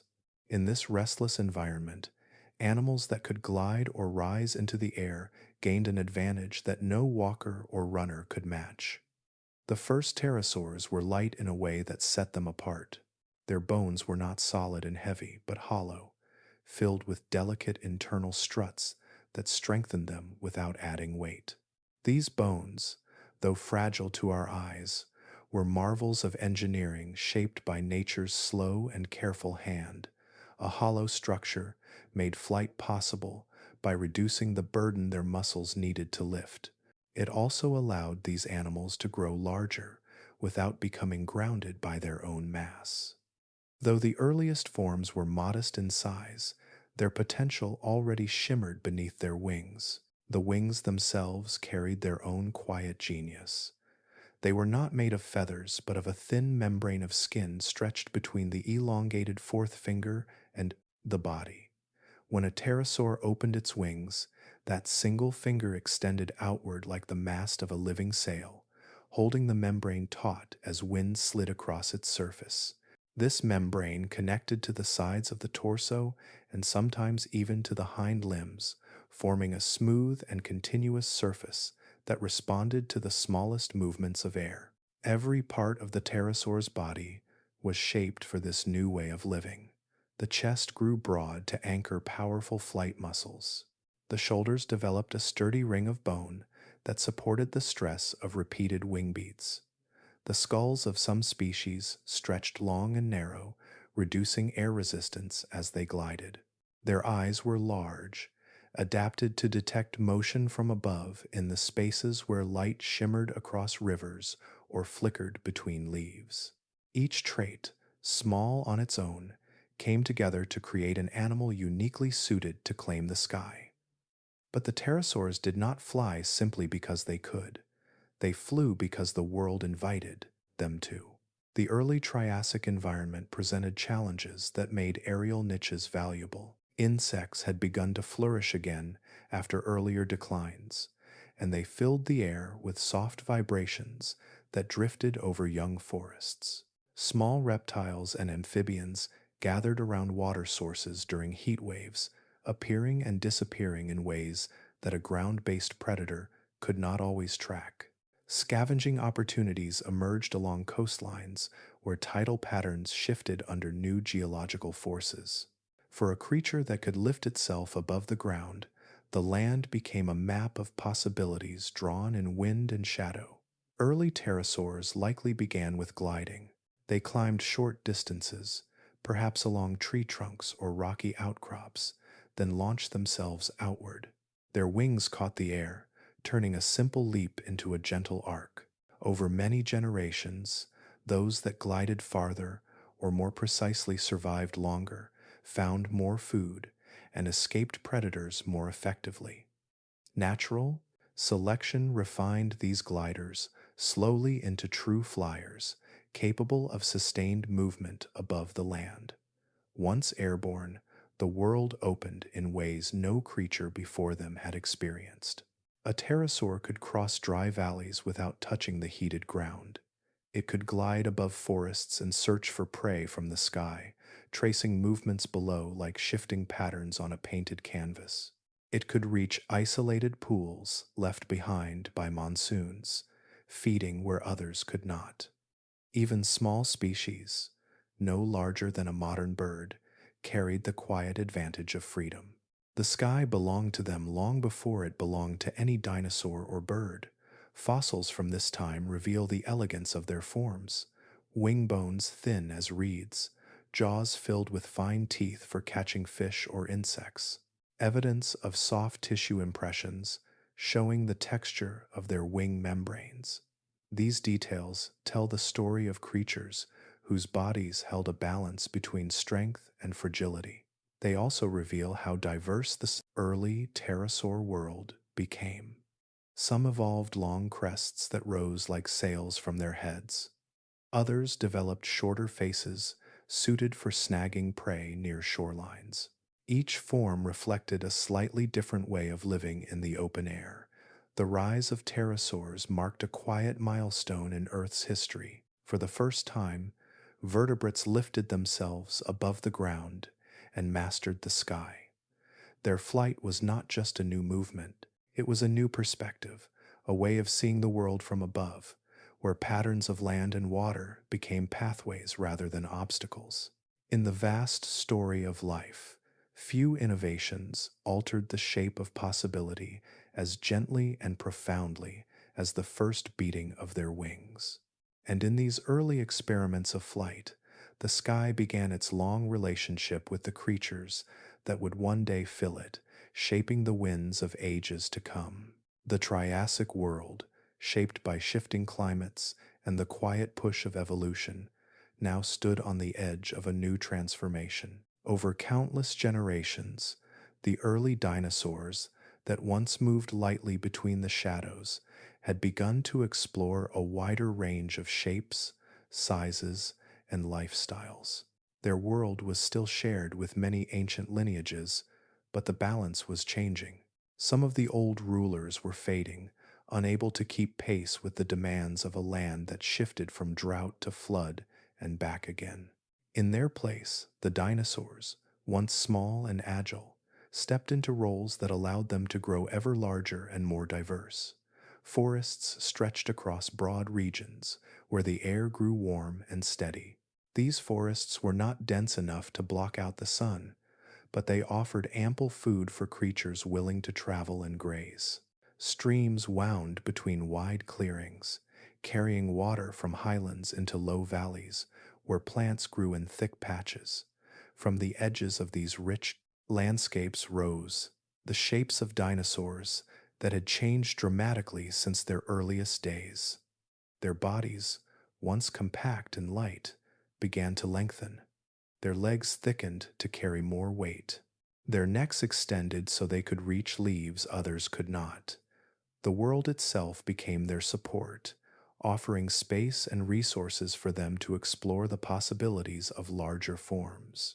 Herbivores were among the first to swell in size, driven by the quiet arms race between predator and prey. Small dinosaurs had survived through speed and agility, but as predators became more skilled, some herbivores found safety instead in sheer mass. A larger body could deter attacks simply by being too difficult or too dangerous to bring down. Over generations, these plant eaters grew into impressive shapes. Their torsos deepened, their hips strengthened, their limbs became pillars that anchored them securely to the earth. This gradual increase in size allowed them to reach food farther above the ground, widening their options as the forests changed with each season. The evolution of these giants was supported by a remarkable shift in their internal structures. Their bones were not heavy or solid throughout. Instead, they carried a network of internal air spaces that reduced weight while maintaining strength. These hollowed interiors allowed massive bodies to move with grace and stability. Even the largest herbivores could walk long distances without exhausting themselves. Their energy-efficient designs, shaped through generations of natural selection, let them graze through entire days and nights, following the rhythm of the land rather than the limitations of their bodies. Predators also grew in response. Though they rarely matched the towering sizes of the largest herbivores, they developed bodies designed for endurance and precision. Their lungs and hearts adapted to support long pursuits across open ground. Their muscles arranged themselves in patterns that delivered bursts of speed followed by steady recovery. Some predators began to hunt in pairs or small groups, using coordinated movement to challenge herbivores that would have been impossible to take down alone. These adaptations did not simply create larger predators, they created more efficient ones, better suited to the landscape and its shifting opportunities. As some archosaur lineages declined, either due to climate pressures or competition, dinosaurs filled the spaces they left behind. Forest niches that once belonged to older reptiles now held slender, leaf-eating dinosaurs with long arms for pulling vegetation toward their mouths. Floodplains were crossed by herds of mid-sized herbivores that relied on both speed and size.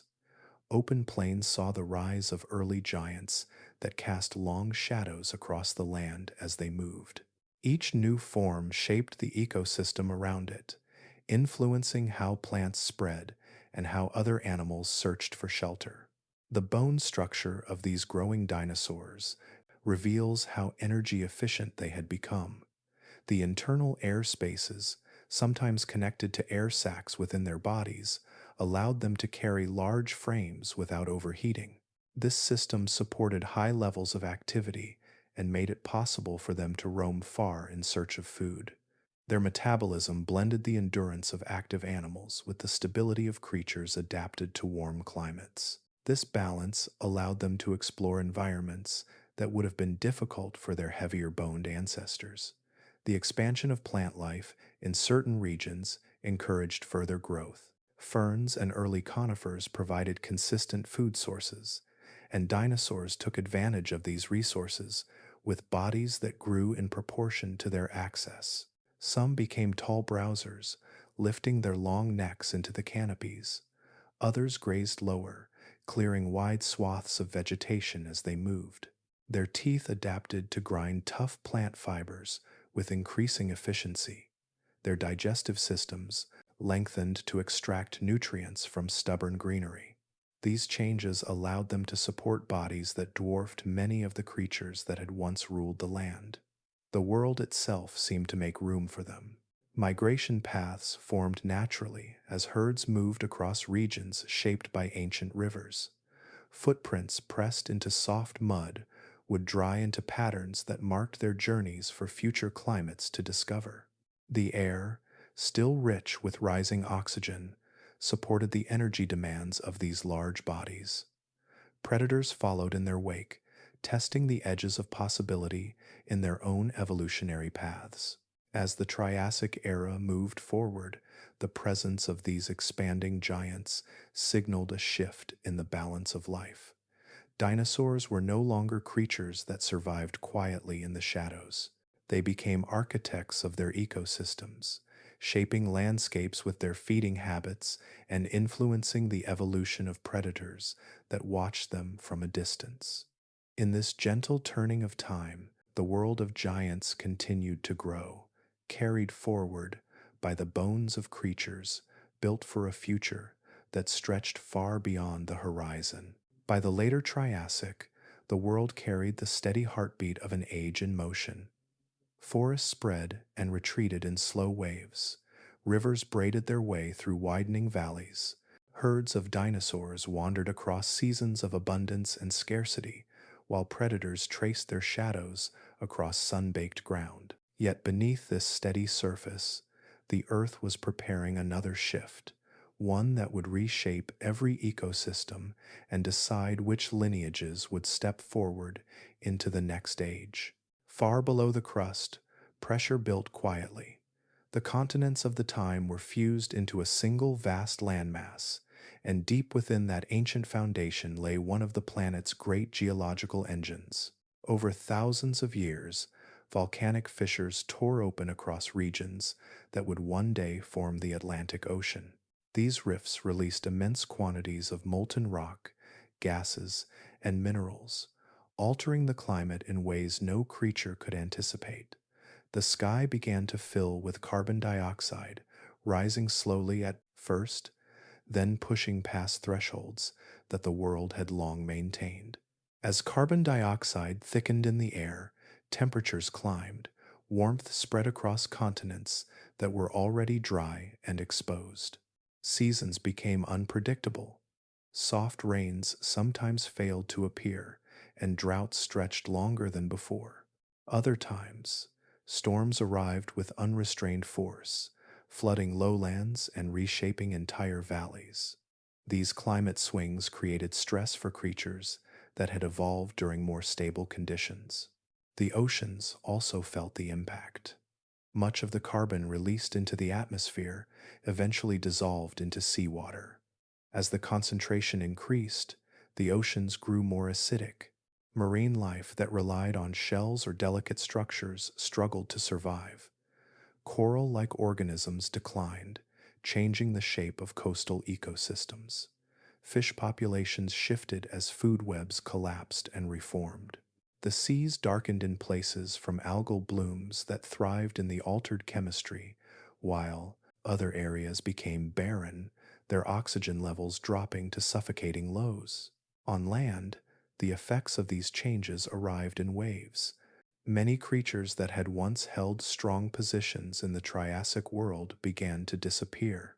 The pseudosuchians, the croc-line reptiles that had reached great heights in the earlier parts of the era, were among the hardest hit. They had flourished during times of warm climates and plentiful water, but the rapid shifts in temperature and rainfall created conditions that challenged their ways of life. Some groups were too specialized to adapt. Others relied on ecosystems that collapsed under the strain of volcanic disruption.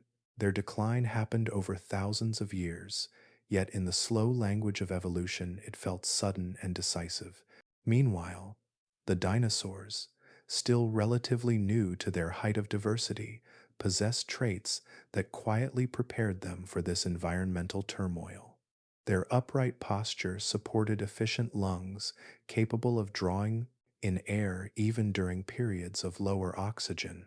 Some carried early versions of air sac systems that allowed near-continuous airflow through their bodies, a marked advantage at a time when climates were erratic and the atmosphere sometimes thinned with volcanic haze. These respiratory adaptations gave them resilience during periods when other creatures found breathing more difficult. Their metabolisms, already tending toward higher activity levels, allowed them to maintain steady internal temperatures, even as the external environment fluctuated wildly. While some reptiles faltered in sudden cold spells or extreme heat, many dinosaurs kept moving, feeding, and reproducing with relative consistency. Their smaller ancestors had learned to survive through agility and flexibility, and those lessons still lived within their bodies. When vegetation changed its patterns, they shifted their diets. When the land dried or flooded, they migrated with ease across long distances. Croc-line reptiles were not without their own strengths. Some groups survived by shrinking in size, seeking refuge in wetlands and river margins where conditions remained stable enough to sustain life. These survivors would one day give rise to the crocodilians we know today, creatures shaped by patience and persistence. But the large pseudosuchians, the powerful predators and armored titans of earlier ages, could not maintain their dominance through the climatic instability. Fossil layers from the boundary between the Triassic and Jurassic periods show a sudden decline in many long-standing reptile groups. Above those layers, dinosaurs become more abundant. Their footprints stretch across new floodplains. Their bones appear in regions once dominated by their rivals. Forest canopies rustle beneath the steps of herbivores that grew larger with each passing age, feeding from an expanding range of plants. Predators, no longer competing with the large croc-line hunters that once ruled the land, refined their own designs into faster, more coordinated forms. This was not a victory won through aggression, it was a victory brought about by endurance. The dinosaurs had bodies that could weather sharp changes. They had lungs ready for unstable air. They had metabolic rhythms that softened the blow of sudden temperature shifts. And they lived in diverse forms, some small, some mid-sized, some already leaning toward giant frames. This diversity helped them withstand losses that might have ended a more specialized lineage. As the volcanic activity slowly quieted, the world settled into a new warmth. The ecosystems that rose from the ashes of the end Triassic extinction no longer carried the same balance as before. The giants of the croc line were gone. The seas had new inhabitants. The forests grew in broader patterns. And across the land, dinosaurs stepped forward into roles that had been cleared for them, not by conquest, but by the Earth's own restless turning. In this quiet shift, the next great era began, carried by the footsteps of creatures who had survived the collapse of their rivals. After the long unrest of the late Triassic, the world entered a gentler rhythm. The land, once shaken by violent eruptions and unpredictable seasons, began to settle into a climate that felt more stable and warm. Volcanic fissures quieted, forests found time to grow deeper roots, rivers carved patient paths across fertile plains. The skies cleared, revealing sunlit stretches that glimmered across broad landscapes. With these calmer conditions came an opportunity for life to expand in ways it never had before. The dinosaurs, who had endured the turmoil of earlier ages, now stepped into a world that offered vast open spaces, abundant vegetation, and climates that changed more slowly. Their rivals, once fierce and numerous, had faded in the shadows of extinction. Some croc-line survivors lingered in wetlands and river edges, but the towering forms that had once challenged the dinosaurs were gone. No heavy predators blocked their rise. No armored giants stood in their way. The land felt open, almost inviting, and dinosaurs responded with an explosion of diversity that touched every corner of the earth. In the early Jurassic, the forests spread in thick waves across valleys and hillsides. Conifers reached toward the sky, their branches whispering as warm breezes passed through their needles. Ferns unfurled at their bases, creating soft carpets of green beneath the dappled light. These forests offered both shelter and food for a variety of herbivores that began to expand into new shapes. Some developed necks so long they could sweep across entire canopies without stepping forward. These early sauropods grazed on treetops with a slow, sweeping rhythm, their bodies supported by massive limbs shaped for a life of quiet wandering. The abundance of plants encouraged other forms as well. Mid-sized herbivores with light frames and strong legs ventured through the open clearings, nibbling at low-growing vegetation that thrived under warm sunlight. Some species developed beak-like mouths that allowed them to crop plants with greater efficiency. Others grew longer tails to balance sudden shifts in direction as they moved in herds across the plains. These plant eaters left patterns of tracks across damp soil, showing how they traveled together in groups that offered safety through numbers and awareness. As herbivores diversified, predators followed suit. The early theropods of the Triassic evolved into a broader array of hunters. Some remained small and slender, weaving through forests in pursuit of quick-moving prey.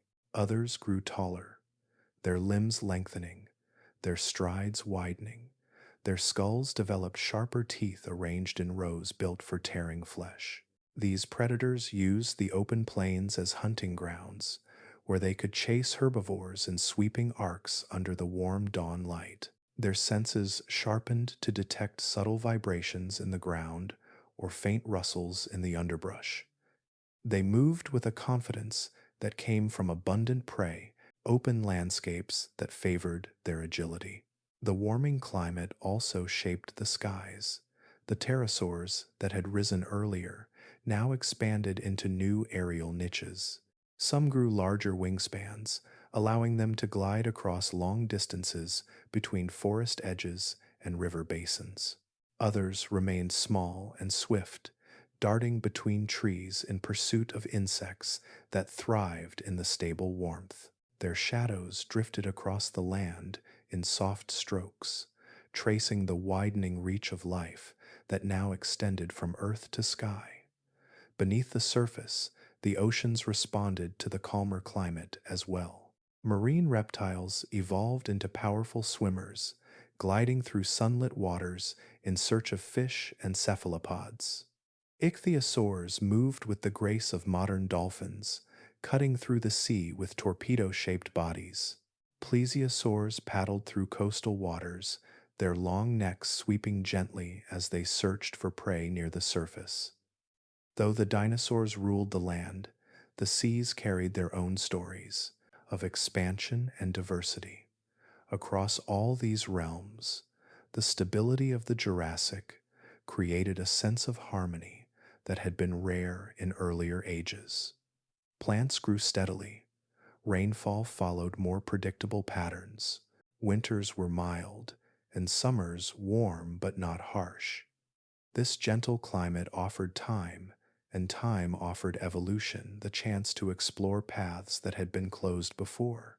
Where earlier periods were shaped by survival against sudden change, the Jurassic allowed for innovation, specialization, and a deeper separation of lineages. Dinosaurs, freed from many of the pressures that had once limited them, flourished into forms both subtle and immense. Some species developed armor for defense, others lengthened their limbs for speed. Some grew crests or frills that may have been used for display or communication. The fossil record reveals bones that curve, plates that rise, and teeth that vary in shape and size. Each adaptation represented a new opportunity taken or a new challenge met. What made this era especially remarkable was the absence of competition on a similar scale. The large crocline predators of the Triassic had diminished. The mammal ancestors of this time remained small and nocturnal, living in the quieter parts of the landscape. Amphibians and small reptiles filled niche corners, yet none challenged the dinosaurs for dominance across the open plains and forested regions. Their empire stretched from the warm coasts to the inland valleys, from floodplains to wooded hills. The Jurassic dawn was not marked by a single moment. It was a slow, glowing rise, a period when the world gave life a chance to breathe deeply again. And the dinosaurs, adapted to motion, metabolism, and opportunity, stepped fully into the roles that would define the next many millions of years. Through gentle climate and wide landscapes, their presence expanded like a calm tide, reaching steadily into the world that welcomed them. As the Jurassic world unfolded into its warm and steady rhythm, the dinosaurs did more than simply fill the land with new shapes and sizes. Deep inside their bodies, hidden beneath bone and muscle, a quiet revolution was happening. It was not loud or visible. It did not leave scratches on stones or prints in soft mud. Yet it changed the course of life as completely as any shift in climate or rise of mountains.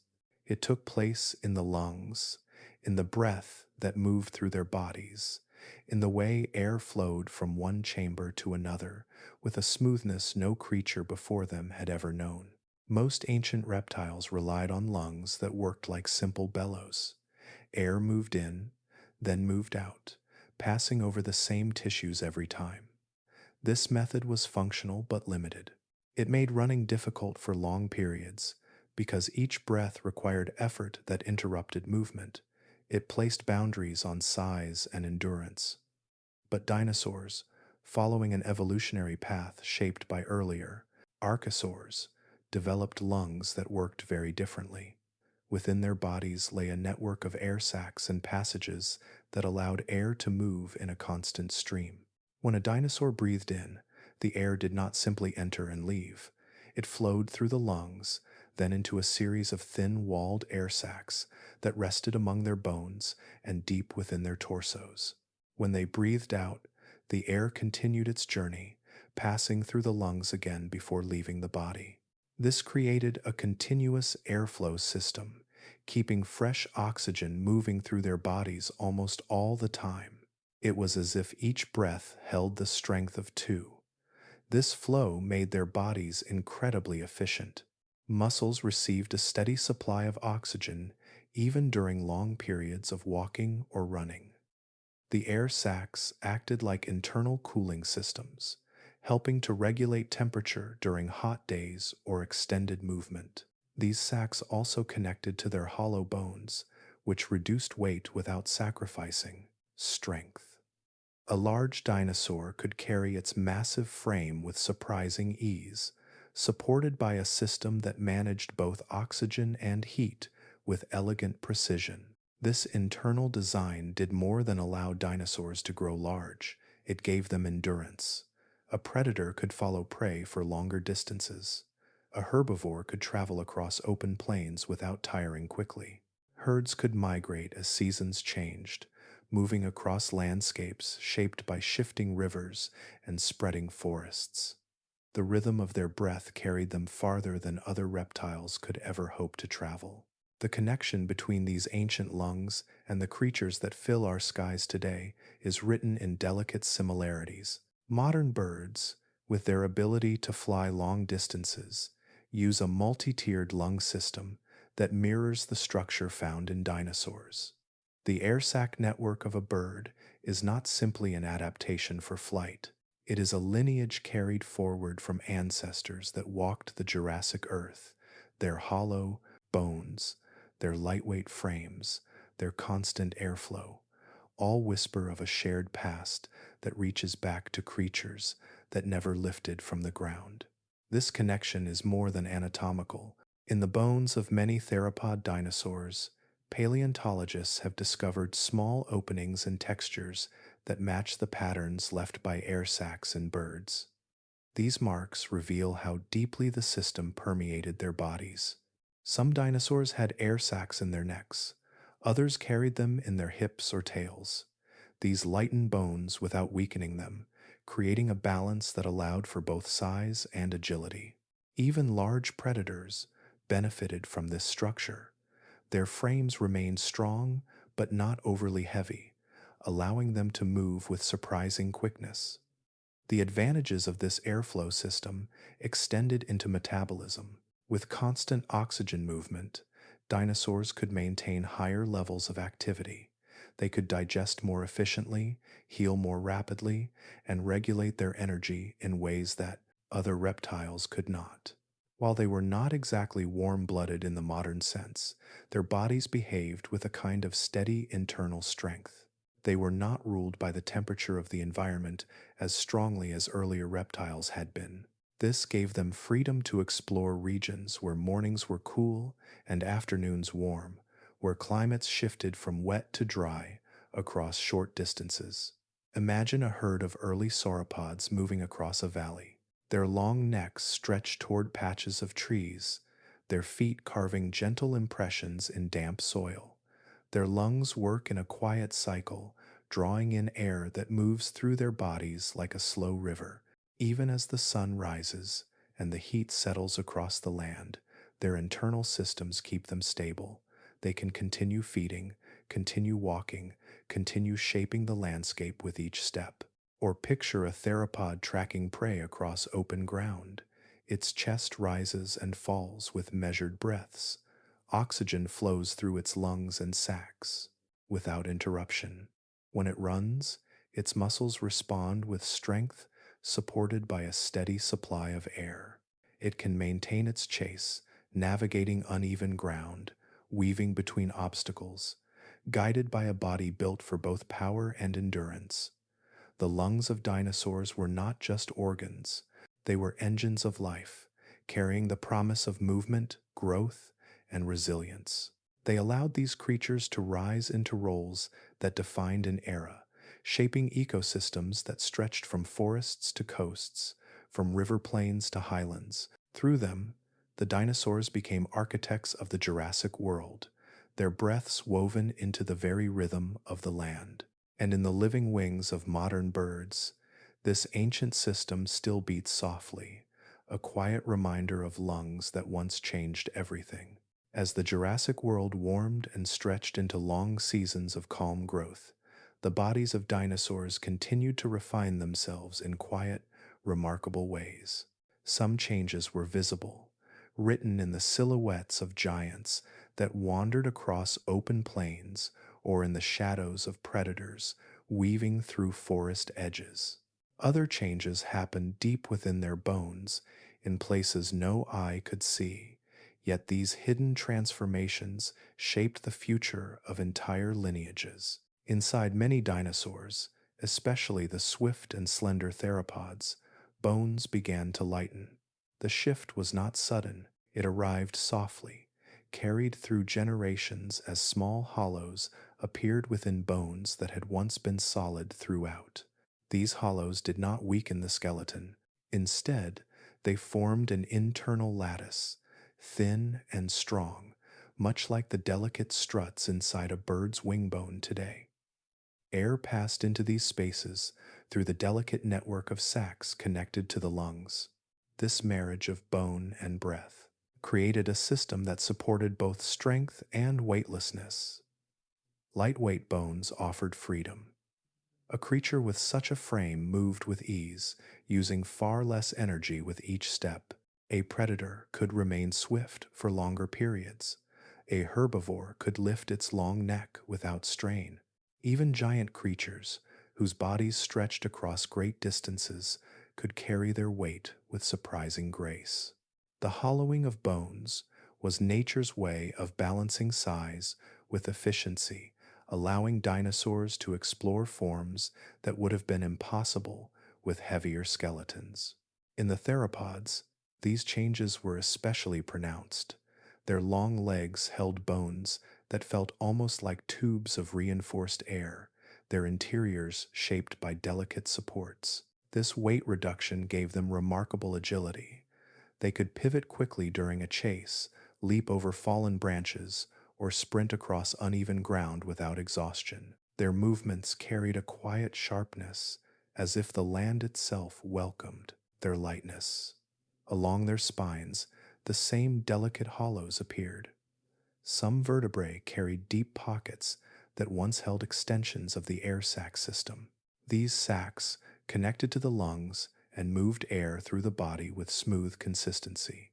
Each breath shaped not only their metabolism, but also their skeletal form. Over time, their entire frames worked in harmony with air, using it as both a source of energy and a structural helper. As these hollow bones grew more widespread among certain theropod groups, early hints of avian qualities emerged.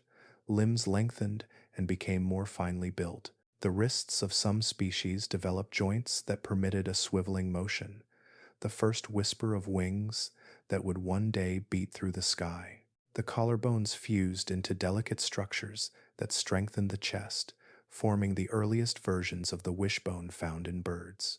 These details were not yet used for flight, but they hinted at new possibilities resting in the bones of creatures that still walked on two powerful legs. Feathers, too, made their appearance in some of these dinosaurs. At first, they may have been used for insulation, keeping body temperatures steady during cool mornings or in shaded forest paths. Later, feathers likely played a role in display, communication, or balance during rapid movement. Combined with the lightweight frames and hollow bones, these feathers formed an evolutionary pathway that led directly to the birds that would rise long after the age of dinosaurs had passed. Yet, the beauty of hollow bones was not reserved only for small or agile species. Even among the giants, such as early sauropods, the same principle took shape. Their enormous necks, stretching across impressive distances, were filled with bones that held large internal cavities. These spaces made their necks vastly lighter than they might appear, allowing them to lift and swing those impressive structures without needing impossible amounts of muscle. Their vertebrae resembled intricate sculptures carved from durability and air, balancing strength with buoyancy. This balance helped sauropods graze across broad territories. Their long necks swept across treetops while their heavy bodies moved at steady rhythms below. Air filled their bones, their lungs, and the sacs within them, turning creatures that might have been clumsy into beings capable of roaming landscapes with surprising elegance. Their size no longer limited them. Instead, their bodies worked with the environment, supported by the air they breathed and the hollows within their bones. The evolution of hollow bones did more than lighten bodies. It allowed dinosaurs to use energy efficiently. Each movement cost less effort.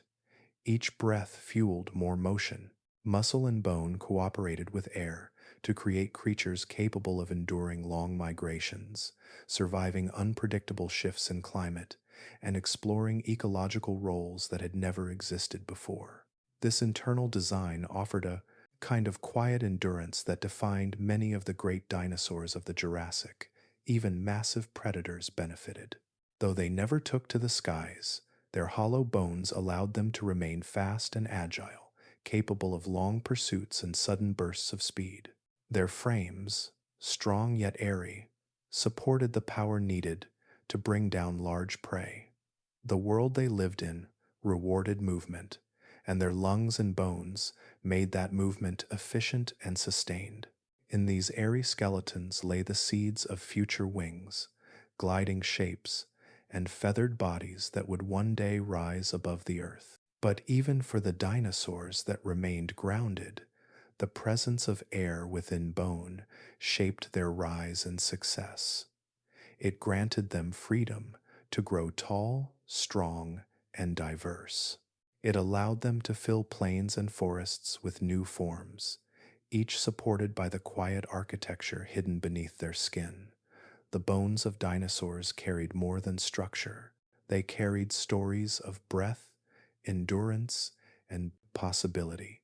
Each hollow, a reminder of how air itself helped shape the giants that walked the earth. As the Jurassic world deepened into warmth and stability, a new shape began to appear across valleys, floodplains, and young forests.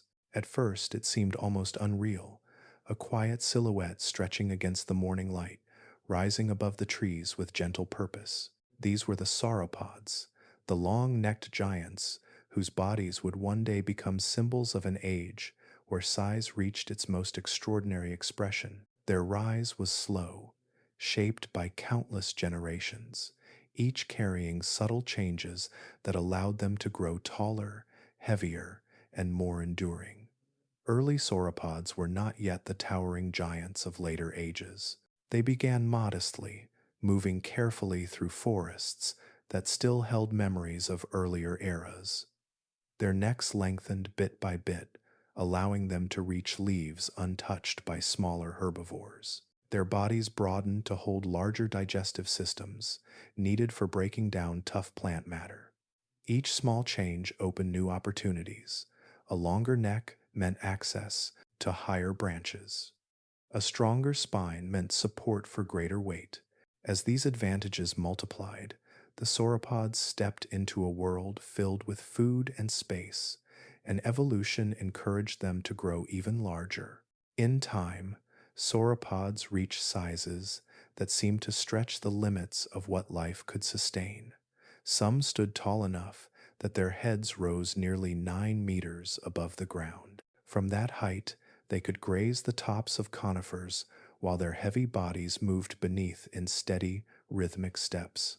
Their necks, composed of vertebrae that resembled artistic bridges of bone and air, carried both strength and flexibility.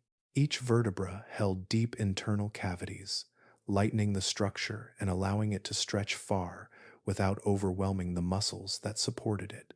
A creature so tall faced challenges beyond those of smaller animals.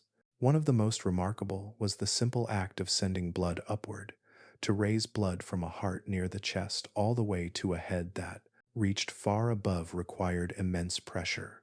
The sauropod heart grew powerful and thick-walled, capable of pumping with force strong enough to overcome gravity. Arteries expanded into robust channels that carried blood patiently upward, supporting the brain and senses that helped guide these giants through their world. The very physics of their bodies demanded innovation, and nature met these demands through careful adjustments woven across generations. Their legs, too, reflected a deep partnership between biology and physics. Each limb functioned like a column, broad at the base and sturdy enough to support the weight of an entire building. The bones were thick, shaped to resist compression, and their joints were reinforced by strong networks of tendons. Their feet spread wide when they stepped, distributing weight across soft soil or rocky ground. This design did more than keep them upright.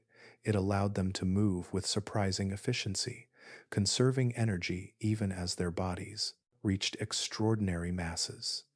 Each step pressed gently into the earth, creating impressions that would one day harden into fossils, showing the slow, sweeping patterns of their travels.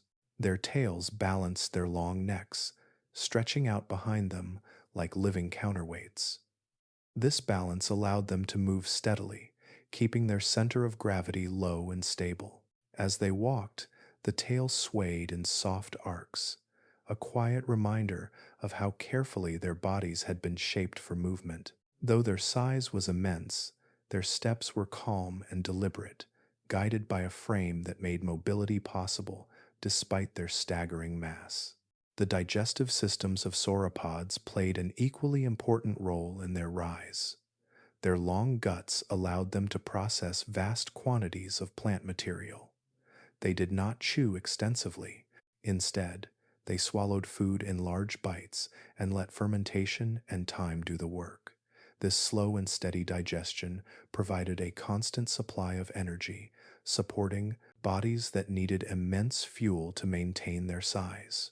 Their broad chests and deep rib cages created space for these systems, forming the round bellies often imagined in reconstructions of their lives. Their growth was another marvel. Many sauropods grew rapidly during their early years, reaching sizes large enough to protect them from predators. Fossilized bones show patterns of growth lines that reflect this swift development, suggesting that young sauropods spent their first seasons building strength and height as quickly as possible.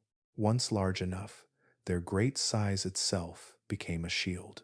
Few predators dared challenge a fully grown adult, whose sheer mass made confrontation dangerous.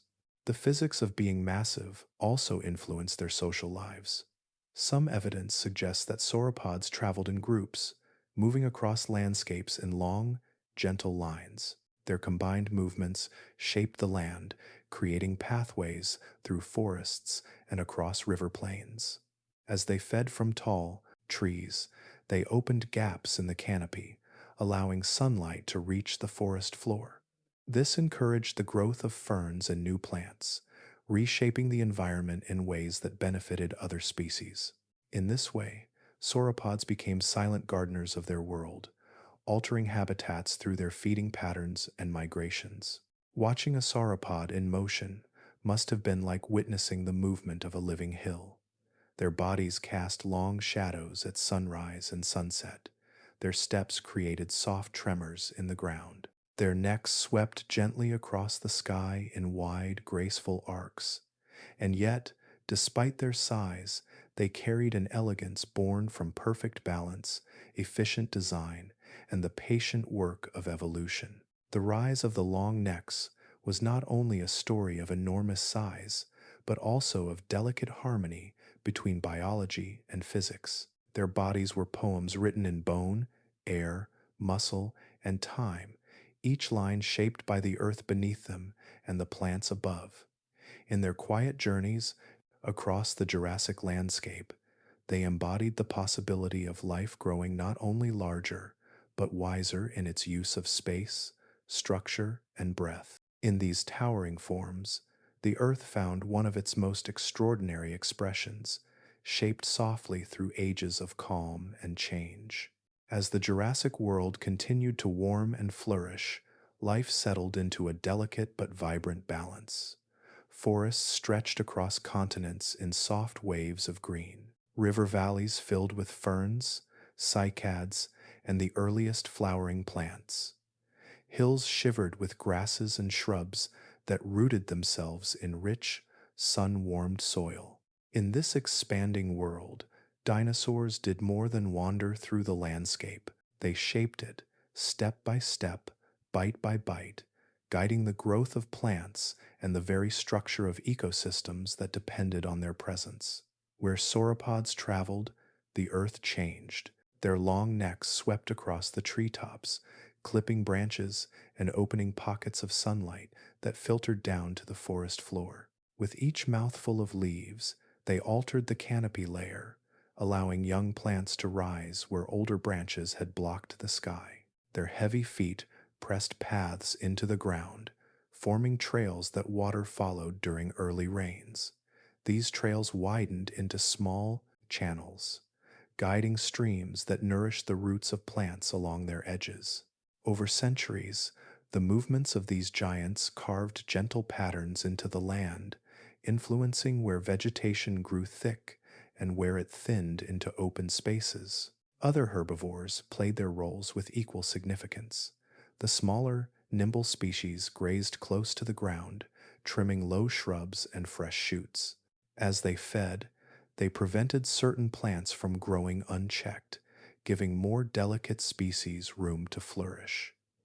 Their grazing encouraged diversity, allowing a mix of plants to share the same patch of earth. Their wandering feet scattered seeds across long distances, carried in mud stuck to their toes, or in undigested remnants that fell into soil richened by natural cycles. Over time, these patterns shaped the distribution of entire forests. In some regions, medium-sized herbivores triggered the rise of new plant strategies.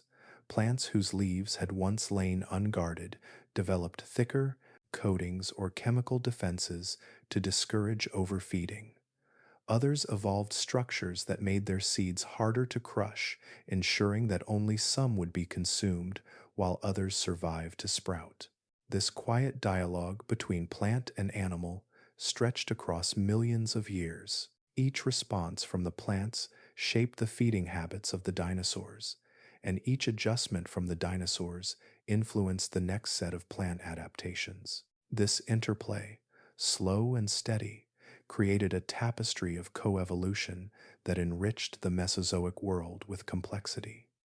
The earliest flowering plants began to take advantage of this relationship. While many Jurassic plants still relied on the wind to spread their pollen, some developed traits that interacted with animals. Soft colors, subtle scents, and nutrient-rich pollen appeared in species that benefited from visits by small dinosaurs or insects drawn to the plants growing in dinosaur-shaped clearings. As herbivores grazed, they brushed against these flowers, unintentionally carrying pollen from one plant to another. These early pollination cycles linked the survival of flowers to the movement of animals, weaving the fates of plants and dinosaurs together in intricate patterns. The soil itself felt the influence of dinosaur activity. Their waste enriched the earth with nutrients, supporting the growth of ferns and shrubs in regions that might otherwise have been barren. The constant passage of herds churned the soil, breaking apart hard surfaces and helping new roots penetrate deeper. In floodplains, sorapods created openings in dense vegetation where fresh layers of sediment could settle after storms.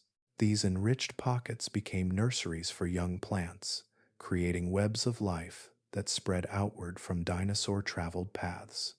Predators, too, played a role in shaping ecosystems. As they moved in pursuit of prey, they shifted herds across landscapes.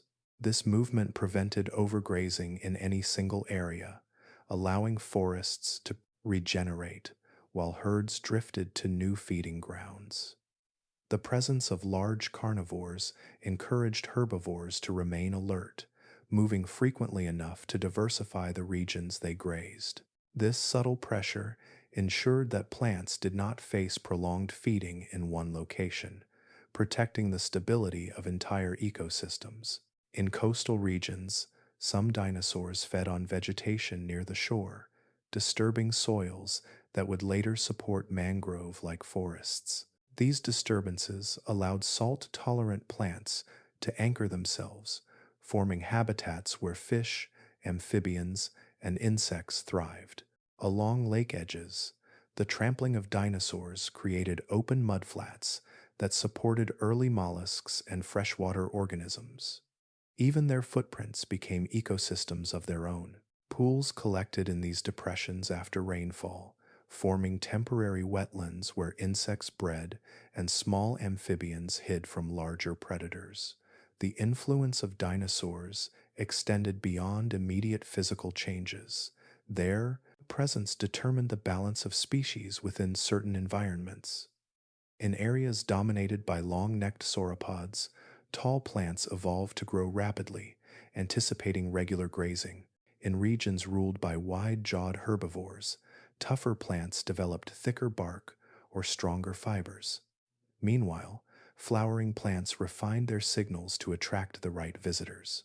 Some produced fruits that appealed to specific dinosaur lineages, ensuring seeds would be transported widely.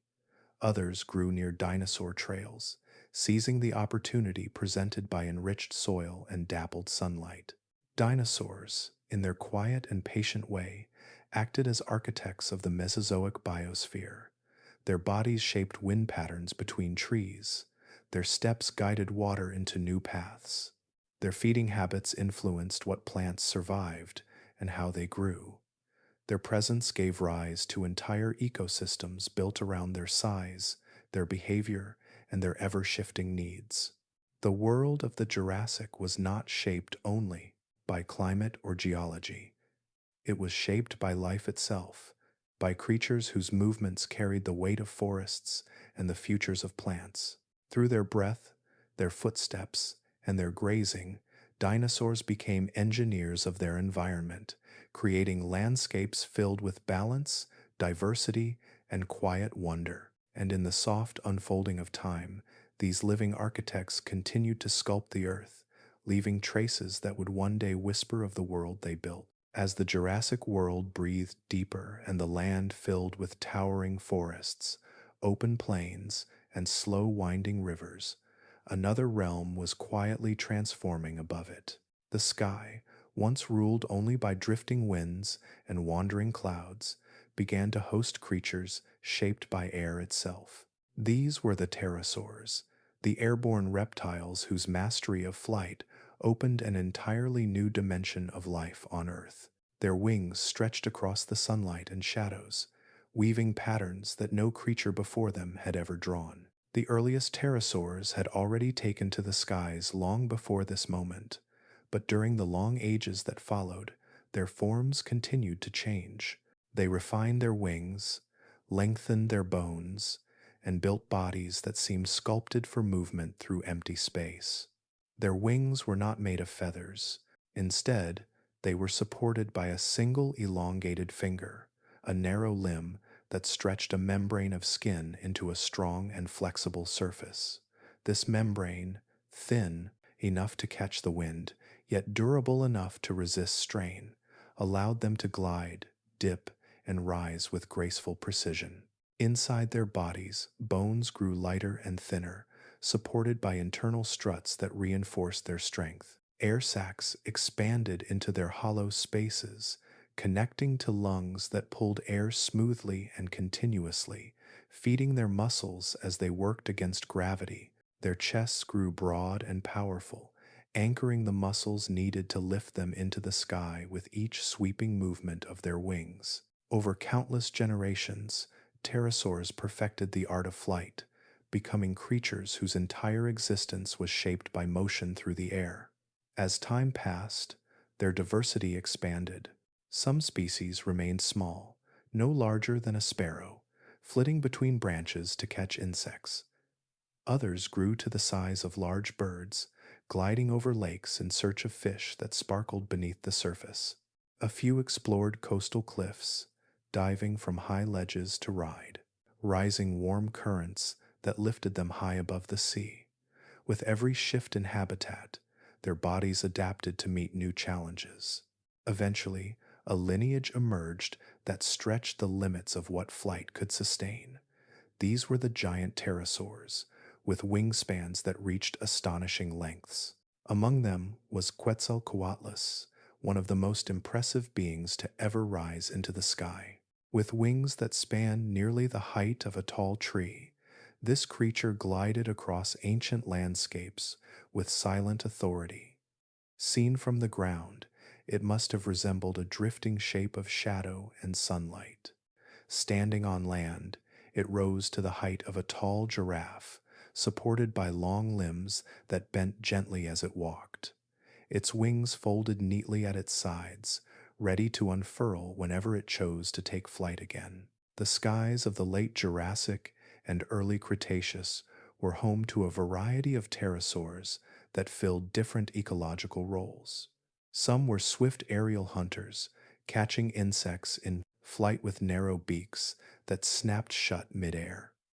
These hunters darted across open fields or beneath the spreading branches of forests, tracing narrow paths between light and shadow. Others were scavengers, soaring high above plains and following herds of massive dinosaurs. From above, they watched carefully, searching for the remains of an animal left behind by predators. With their sharp vision, they could spot opportunities from great distances. When one descended, others often followed, gliding in gentle spirals until they reached the ground. Their long beaks and sharp edges allowed them to pick apart tough hide and muscle, helping to clean bones and return nutrients to the soil. Some pterosaurs specialized in fishing. They skimmed the surfaces of lakes and shallow seas, dipping slender jaws into the water to snatch small fish or aquatic creatures. Others dove fully beneath the surface, using their wings to steer as they plunged briefly into the water. Their adaptations reflected the many different ecosystems that formed across the Mesozoic world. Each new environment invited new shapes, sizes, and feeding strategies. Along coastlines, colonies of pterosaurs nested on cliffs and wide plateaus. Their calls echoed off rock walls as they tended to their young, who waited for adults to return with food gathered from the sea below. Warm winds rising from the ocean lifted them easily into the sky, allowing even the largest species to step off the cliff edges and drift away with minimal effort. Farther inland, forests offered different challenges.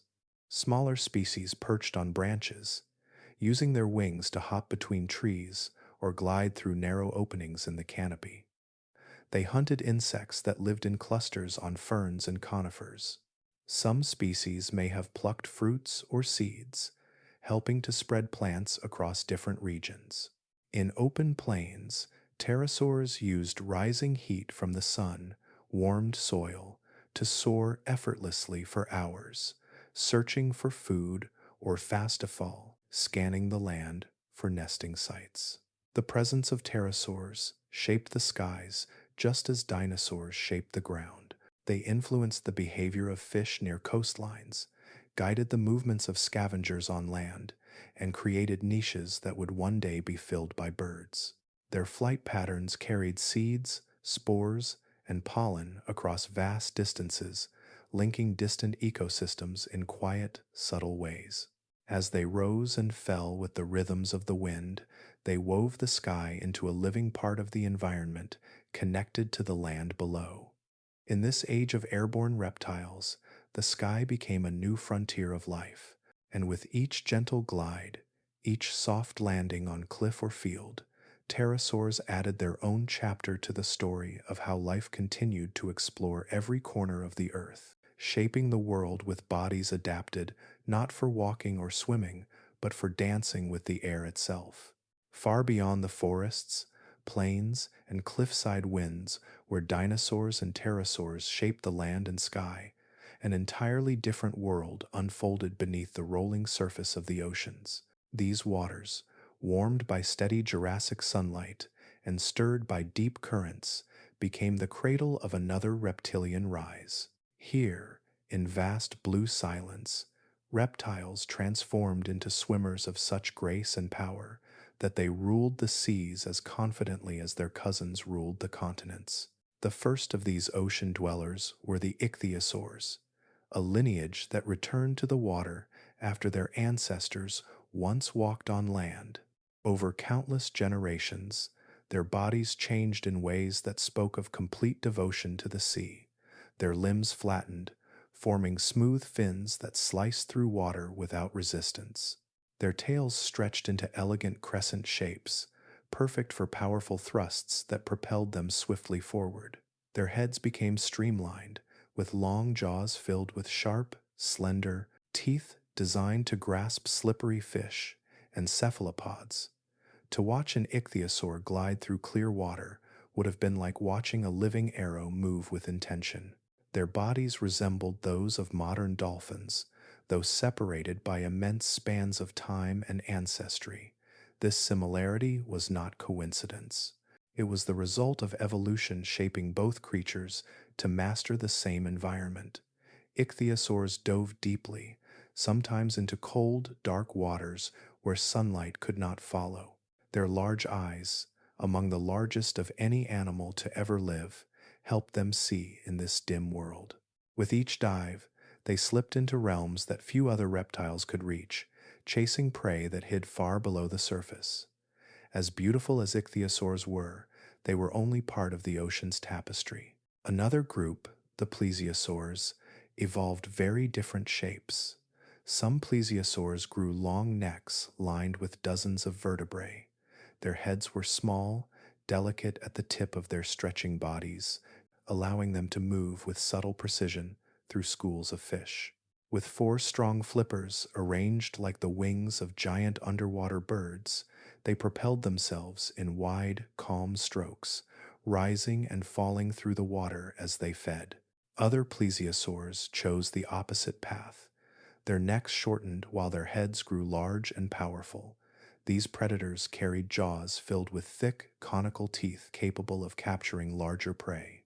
Their flippers moved rhythmically, creating a flight-like motion that lifted them effortlessly through the ocean. Whether long-necked or broad-headed, plesiosaurs commanded their environments through a combination of balance, strength, and quiet agility. Much later, another lineage would rise to challenge every creature in the sea. These were the mosasaurs, reptiles whose ancestors were once land-dwelling lizards. When they entered the water, evolution reshaped them completely. Their bodies elongated into muscular forms with strong tails that swayed in side-to-side motions. Their limbs transformed into paddles. Their jaws grew massive, armed with teeth that curved backward to hold struggling prey. Unlike the smoother-faced ichthyosaurs, the skulls of mosasaurs carried rows of sharp edges and powerful musculature, giving them remarkable biting force. Mosasaurs were not gentle swimmers. They surged through the water with speed and purpose, hunting fish, squid, and even other reptiles. Some species grew to impressive lengths, rivaling the largest predators of their time. Their presence near coastlines would have cast deep shadows below, signaling that the top hunters of the ocean had arrived. To thrive in these waters, ocean reptiles developed remarkable adaptations for diving and speed. Many carried deep lungs and elastic chest walls, allowing them to take in large volumes of air before descending into darker regions. Blood flowed efficiently through their bodies, and some species likely cooled or warmed their internal systems using specialized networks of vessels. This allowed them to survive in waters that shifted between warm shallows and cold depths. The physics of movement also shaped their forms. Smooth scales reduced drag. Wide flippers acted like oars that guided their bodies through complex turns. Long tails, whether vertical or horizontal, pushed against the water in rhythmic waves. Their bodies became instruments of precision, each curve and bone molded by the environment they embraced. As these reptiles prospered, the oceans transformed. Predator and prey danced through open seas, coral-rich shallows, and deep continental shelves. Schools of fish scattered at the sight of approaching shadows. Ammonites spiraled through the water, their shells reflecting sunlight that filtered from above. Reptiles filled every niche. Some hunted near the surface where light glittered. Others patrolled the depths where darkness held mysteries. Their presence shaped marine ecosystems, influencing the evolution of countless creatures that shared the water with them. Even the landscapes beneath the waves felt their influence. Coral reefs provided shelter for small animals hiding from reptilian predators. Plankton blooms fed fish populations that supported entire food webs. Movement of ocean reptiles stirred sediment in shallow regions, revealing new feeding grounds for bottom dwellers. In this world, everything flowed together. The sea was a living tapestry woven from current, sunlight, and the powerful shapes of reptiles that claimed it as home, while the land hosted giants that walked beneath towering trees, and the skies carried wings that drifted across clouds. The oceans became an empire of their own. In these waters, reptiles achieved mastery not through size alone, but through design, adaptability, and the quiet determination to thrive in places their ancestors had never known.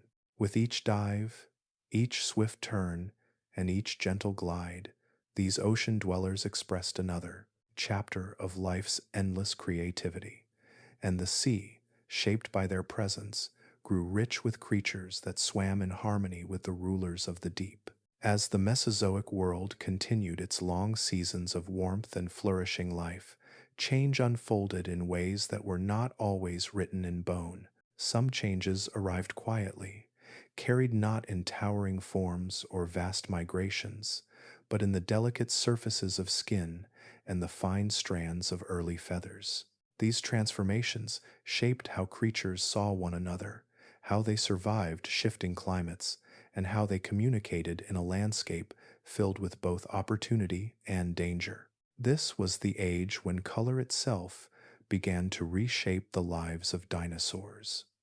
For a long time, paleontology revealed only the outlines of ancient creatures. Bones told stories of size, muscle, and movement, yet they kept secret the hues that once covered these beings.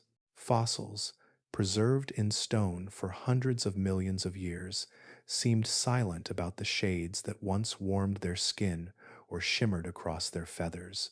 But in recent decades, the rocks have begun to whisper new details. Through careful study, Scientists discovered microscopic structures trapped within fossilized feathers and scales. These structures, shaped like tiny beads or rods, turned out to be remnants of pigment containing organelles. Their forms and arrangements reflected the colors they once produced. With these discoveries came new imaginings of ancient life. Some small theropods, once pictured in simple browns and grays, displayed patterns of rich chestnut, soft amber, or charcoal black. Others carried stripes along their tails or patches of lighter color on their faces. These pigments did more than decorate. They served as signals, warnings, and camouflage. They spoke of ancient behaviors that bones alone could not describe. Feathers themselves had a long history before they ever lifted a creature into the sky. Early feathers were simple, often resembling soft filaments rather than fully developed quills. They formed downy coverings that trapped air close to the skin, keeping small dinosaurs warm during cool mornings or shaded hours of the day. These first feathers offered no flight and little display. They were tools of survival, helping creatures maintain stable body temperatures in environments that shifted between warmth and chill. As time passed, feathers branched into new forms. Some grew longer and flatter, spreading outward like small fans. Others formed clusters along the arms or tail, creating patterns that changed the silhouette of the animal. Even before they were used for gliding or flight, these feathers may have influenced social interactions. A raised fan of feathers could make a creature appear larger when threatened. A patch of bright color on the throat or chest could signal maturity, strength, or readiness to mate. Color and structure evolved hand in hand. The early pigments preserved in fossils show a surprising range. Some dinosaurs carried dark feathers that helped them absorb warmth from the sun. Others developed lighter shades that blended with sandy river banks or forest floors. Patterns of alternating colors may have helped break up the outline of a body, confusing predators or prey when the animal stood still among leaves or shadows. In certain species, color may have been used to communicate intention. A streak of brighter pigment along the head could signal dominance during rituals or confrontations. Subtle shifts in shade between juveniles and adults could help individuals recognize age and hierarchy within a group. Even hatchlings may have carried distinct markings that guided parental behavior in species that cared for their young. One of the most remarkable insights from fossil pigments is that some small feathered dinosaurs may have had iridescent sheens. These shimmering colors, created not by pigments but by microscopic arrangements of feather fibers, would have glowed softly in sunlight. Such colors could have played roles in display or courtship, adding a layer of visual complexity to interactions that happened millions of years before birds appeared in their modern forms. The relationship between color and survival extended far beyond visual signals. Feather structure influenced how dinosaurs dealt with environmental challenges. In colder regions or higher elevations, thicker down provided warmth, allowing species to expand into territories that others could not tolerate. In warmer climates, lighter feathering helped shed heat or protected skin from direct sunlight. Colors that reflected sunlight reduced overheating, while darker shades in colder habitats absorbed heat. Some feathers developed stiff central shafts and branching sides, precursors to the aerodynamic surfaces that would eventually lift early birds into the air. Even before those feathers took to flight, their colors may have helped guide the evolution of their shapes. Feathers used in display often grew larger or more elaborate, and over time, these structures provided new possibilities. A creature that waved bright feathers during courtship might also find that the same feathers allowed it to glide short distances or balance while running. In this way, color and structure danced together through evolution, each influencing the other. On the ground, Skin color played its own role.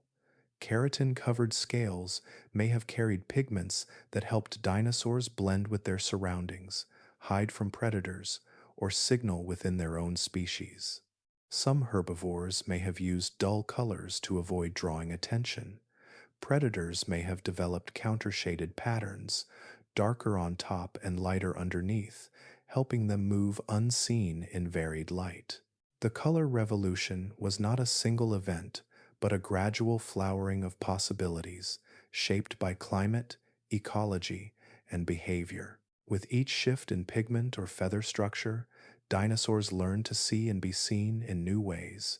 These subtle threads of color and texture wove themselves into the broader tapestry of the Mesozoic world, influencing everything from social behaviors to the rise of new species. In the end, color became more than appearance. It became a language written across the skin and feathers of ancient creatures, a quiet evolution of expression that shaped their lives long before the age of birds truly began. As the Mesozoic world settled into its long chapters of warmth and abundance, life grew not only larger, brighter, or more diverse, it also grew wiser in quiet, unhurried ways. Among the forests of conifers and the open plains where herds of giants wandered, certain dinosaurs began to display behaviors that reached beyond instinct. Their actions hinted at minds capable of solving problems, forming relationships, and shaping their lives through cooperation. Intelligence, once a faint ember in early reptilian ancestors, slowly brightened in the shadows of this ancient world. Much of this intelligence arose where survival demanded more than strength or speed. In the complex world of theropods, predators who hunted among shifting herds and unpredictable environments, sharper minds offered distinct advantages. Fossil evidence suggests that some theropods possessed brain shapes and sizes that exceeded those of many other reptiles of their time. When scientists examined the internal spaces of their skulls, they found expanded areas associated with vision, balance, and decision-making. These improvements hinted that some predators navigated their world with careful awareness, interpreting subtle cues and adjusting their strategies with thoughtfulness. Trackways, preserved in hardened mud, offer glimpses of ancient behavior. In some regions, sets of footprints show multiple theropods moving together in the same direction, spaced evenly as if maintaining a steady formation. These patterns suggest more than coincidence. They hint at group hunting, with individuals coordinating movements to surround or guide prey. Such behavior would require communication, whether through sound, posture, or subtle shifts in stance. A pack working together could bring down prey that a lone hunter could never manage, allowing even medium-sized theropods to feed on creatures far larger than themselves. In quieter moments, problem-solving also played a role. Bones, showing repeated patterns, bite marks reveal that some theropods returned to carcasses days after the first kill, stripping them systematically. This suggests memory and planning, the ability to recall sources of food and revisit them at appropriate times. Their movements and habits were not random. They were guided by experiences and an understanding of how their environment changed over days or weeks. Yet intelligence did not belong only to predators. Herbivores, too, developed social structures that required awareness and cooperation. Herds often moved in organized lines, with juveniles positioned safely among larger adults.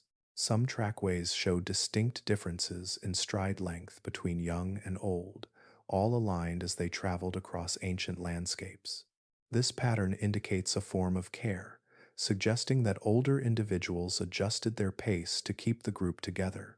Such cohesion would have protected the vulnerable from predators, creating a living barrier of bodies and vigilance.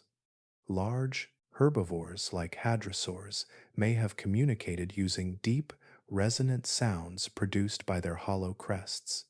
These calls could travel long distances, allowing groups to stay connected across forests or open plains. The ability to send and interpret these sounds required more than instinct.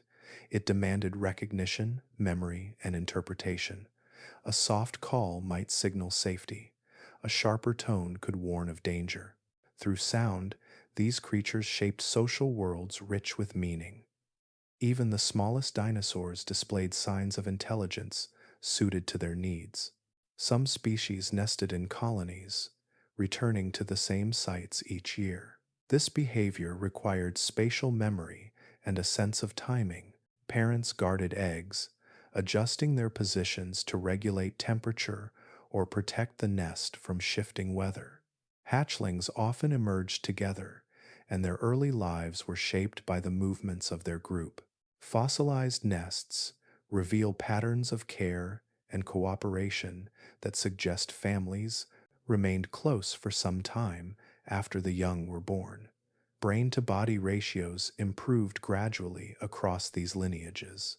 As brains expanded relative to body size, sensory processing and behavioral flexibility increased. This allowed dinosaurs to adapt quickly to changing food sources, shifting climates, or evolving predators and prey. Intelligence offered a quiet kind of resilience, a way to survive not through size alone but through awareness and adaptability. Some theropods even developed forward-facing eyes, creating overlapping fields of vision. This allowed for depth perception, crucial for hunting, but also useful for navigating forested environments or judging distances during movement. Their hands, capable of gripping and manipulating objects, may have played roles in tasks beyond hunting. Some species could grasp branches or steady themselves while climbing uneven terrain. These skills required coordinated movement, guided by thoughtful observation. Social behavior deepened effects of intelligence. A creature that lived in a group needed to understand the subtle cues of its companions. Body language, posture, and sound all contributed to communication that shaped group dynamics. The ability to predict the actions of others, to stay close during migrations, or to recognize threats as a collective created networks of safety and cooperation. In the shadows of ancient forests, these behaviors unfolded quietly. A group of predators worked together to outmaneuver their prey. A herd of herbivores shielded their young in a protective circle. A pair of parents tended to their nest, adjusting twigs and leaves with gentle movements. Each of these moments offered a glimpse into the growing minds of creatures long vanished, minds shaped by the pressures and possibilities of their world. Intelligence in the Mesozoic was not measured by tools or language. It was measured by the ability to navigate complex relationships, to solve problems posed by food, weather, or predators, and to build lives within groups that depended on cooperation. In this way, dinosaurs carried within them the seeds of social and cognitive traits that would echo through time. And so, in the quiet corners of ancient ecosystems, intelligence grew, not as a sudden spark, but as a slow and steady glow, illuminating the lives of creatures that walked, hunted, and cared for one another beneath the warm light of a distant sun. By the middle of the Cretaceous, the world had grown into a tapestry of warmth, color, and sprawling life. The long journey from the bleakness after the Great Extinction had carried countless lineages into new shapes, new sizes, and new behaviors. Among them, dinosaurs had risen patiently through each age, and now their presence stretched across the entire planet. From the dim light of polar forests to the sun-soaked plains near the equator, they had become creatures whose footsteps echoed in every corner of the earth. In the far south and north, where seasons shifted between long days and long nights, dinosaurs adapted to rhythms unknown in earlier ages. Some lived in forests where the sun dipped low for months at a time. These polar regions were not the frozen deserts of the modern world. They were covered in tall conifers, hardy ferns, and ancient flowering plants that clung to the edges of streams and river valleys. Here, small feathered dinosaurs moved through the undergrowth, their bodies warmed by dense insulating plumage that helped them survive cool winters. They lived in groups, followed the slow growth of seasonal plants, and raised their young in periods of gentle light beneath the tall trees. Farther south, in regions warmed by long seasons of sunlight, great herds gathered. Hadrosaurs, with broad snouts and hollow crests, wandered across floodplains that stretched for hundreds of kilometers. They swept their beaks across fields of fresh leaves and soft flowering shrubs, trimming vegetation in patterns that shaped entire landscapes. Their calls echoed across the land, rising from open plains and drifting toward distant hills. These herds created living rivers of movement, changing the flow of plant life wherever they roamed. Predators followed them. Tyrannosaurs, with sharp senses and long strides, watched from the edges of forests or waded along ancient migration routes. Their brains, sharpened through ages of evolution, allowed them to track herds with patience. They understood patterns of movement, anticipating when prey would pass through familiar valleys or approach water sources. Their shadows fell across landscapes that had known dinosaurs for millions of years. The fossil record holds hints of this global story. Bones found on different continents reveal similar species living across regions separated by thousands of kilometers. Footprints preserved in ancient mud show the steady march of herds moving through places that are now deserts or mountains. In some formations, layers of sediment hold the remains of entire communities, preserving the shapes of predators, herbivores, scavengers, and small feathered species that once shared the same environments. These discoveries show how dinosaurs filled every ecological role, from towering giants to tiny insect hunters, forming a planetary web of life. During this time, flowering plants rose quietly but steadily into prominence. These plants, with soft petals and rich fragrances, first appeared long before the Cretaceous reached its midpoint. They spread through warm riverbanks, coastal regions, and open plains. Their seeds grew quickly. Their fruits offered nourishment to creatures that sampled them, and their colors invited insects to visit and carry pollen from plant to plant. As flowering plants spread, the diets of many herbivores shifted. Mouths once adapted for grinding tough conifer needles or fibrous ferns now encountered softer leaves, seeds, and blooms. This botanical change created new opportunities. Hadrosaurs developed intricate arrays of teeth, arranged in dense batteries that worked like natural mills. These teeth allowed them to chew the complex vegetation produced by flowering plants more effectively than earlier herbivores could. Ceratopsians, with their strong beaks and curved dental structures, adapted to cropping low shrubs and flowering growths that covered the ground. Even some small theropods began to supplement their diets with seeds or fruit, taking advantage of the diversity offered by these plants. The rise of flowering plants also reshaped ecosystems themselves. Their seeds spread quickly through wind, water, and the movements of animals. Their roots held soil firmly, supporting the stability of riverbanks and forest edges.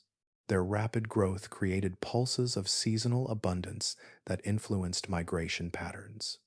Herbivores learned to follow the blooming cycles, moving in gentle waves as different regions came alive with new growth. Predators, in turn, followed these herds, weaving their own paths across continents. In tropical regions, life unfolded in dense forests where sunlight filtered through layers of broad leaves. Feathered and scaled dinosaurs alike moved through these habitats, stepping over roots and pausing beside ancient streams. Bright flowers glowed in the filtered light, drawing insects whose buzzing filled the warm air. Small predators hunted among the foliage, their eyes catching flickers of movement beneath the shadows. Above them, pterosaurs glided between openings in the canopy, their wings tracing silent shapes through the humid air. On coastal plains, massive sauropods continued their slow migrations, reaching for tall vegetation shaped by warm breezes. Their presence created open spaces that allowed flowering plants to thrive, encouraging cycles of growth that stretched across seasons. Each footprint left in the soft soil became a small world of its own, later filled by water, seeds, or tiny creatures seeking shelter. Across every habitat, dinosaurs lived not as strangers to one another, but as participants in a vast tapestry of interlinked existence. Their dominance was not defined solely by power or size. It was defined by presence, by the way their lives intertwined with the cycles of plants, climate, and one another. During this long era of stability, the earth felt settled beneath the weight of their reign. From polar forests to equatorial plains, dinosaurs became the quiet rulers of a world that welcomed their shapes, their voices, and their rhythms.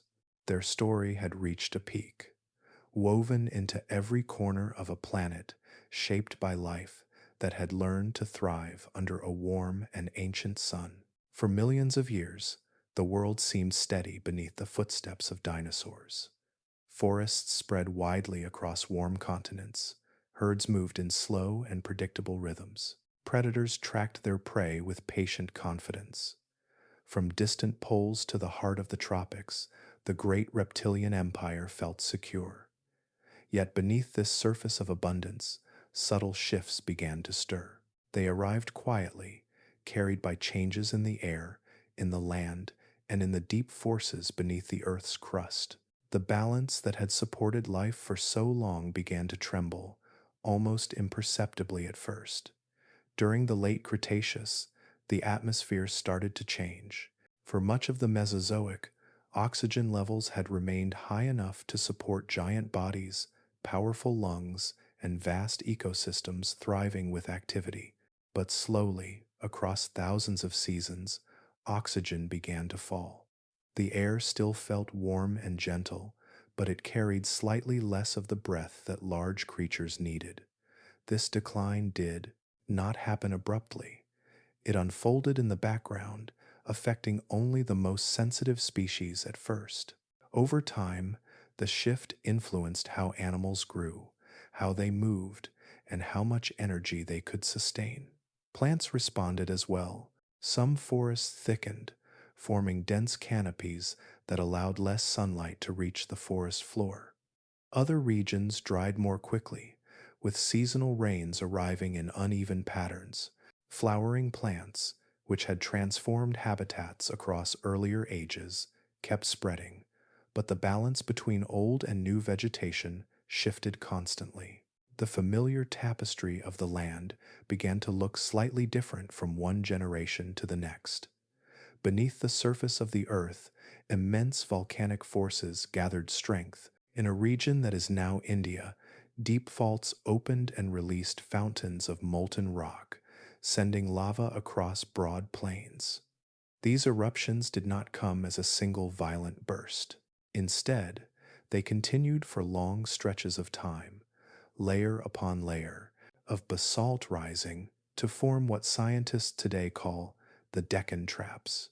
Each eruption released gases into the atmosphere, including carbon dioxide that warmed the climate and particles that sometimes dimmed sunlight.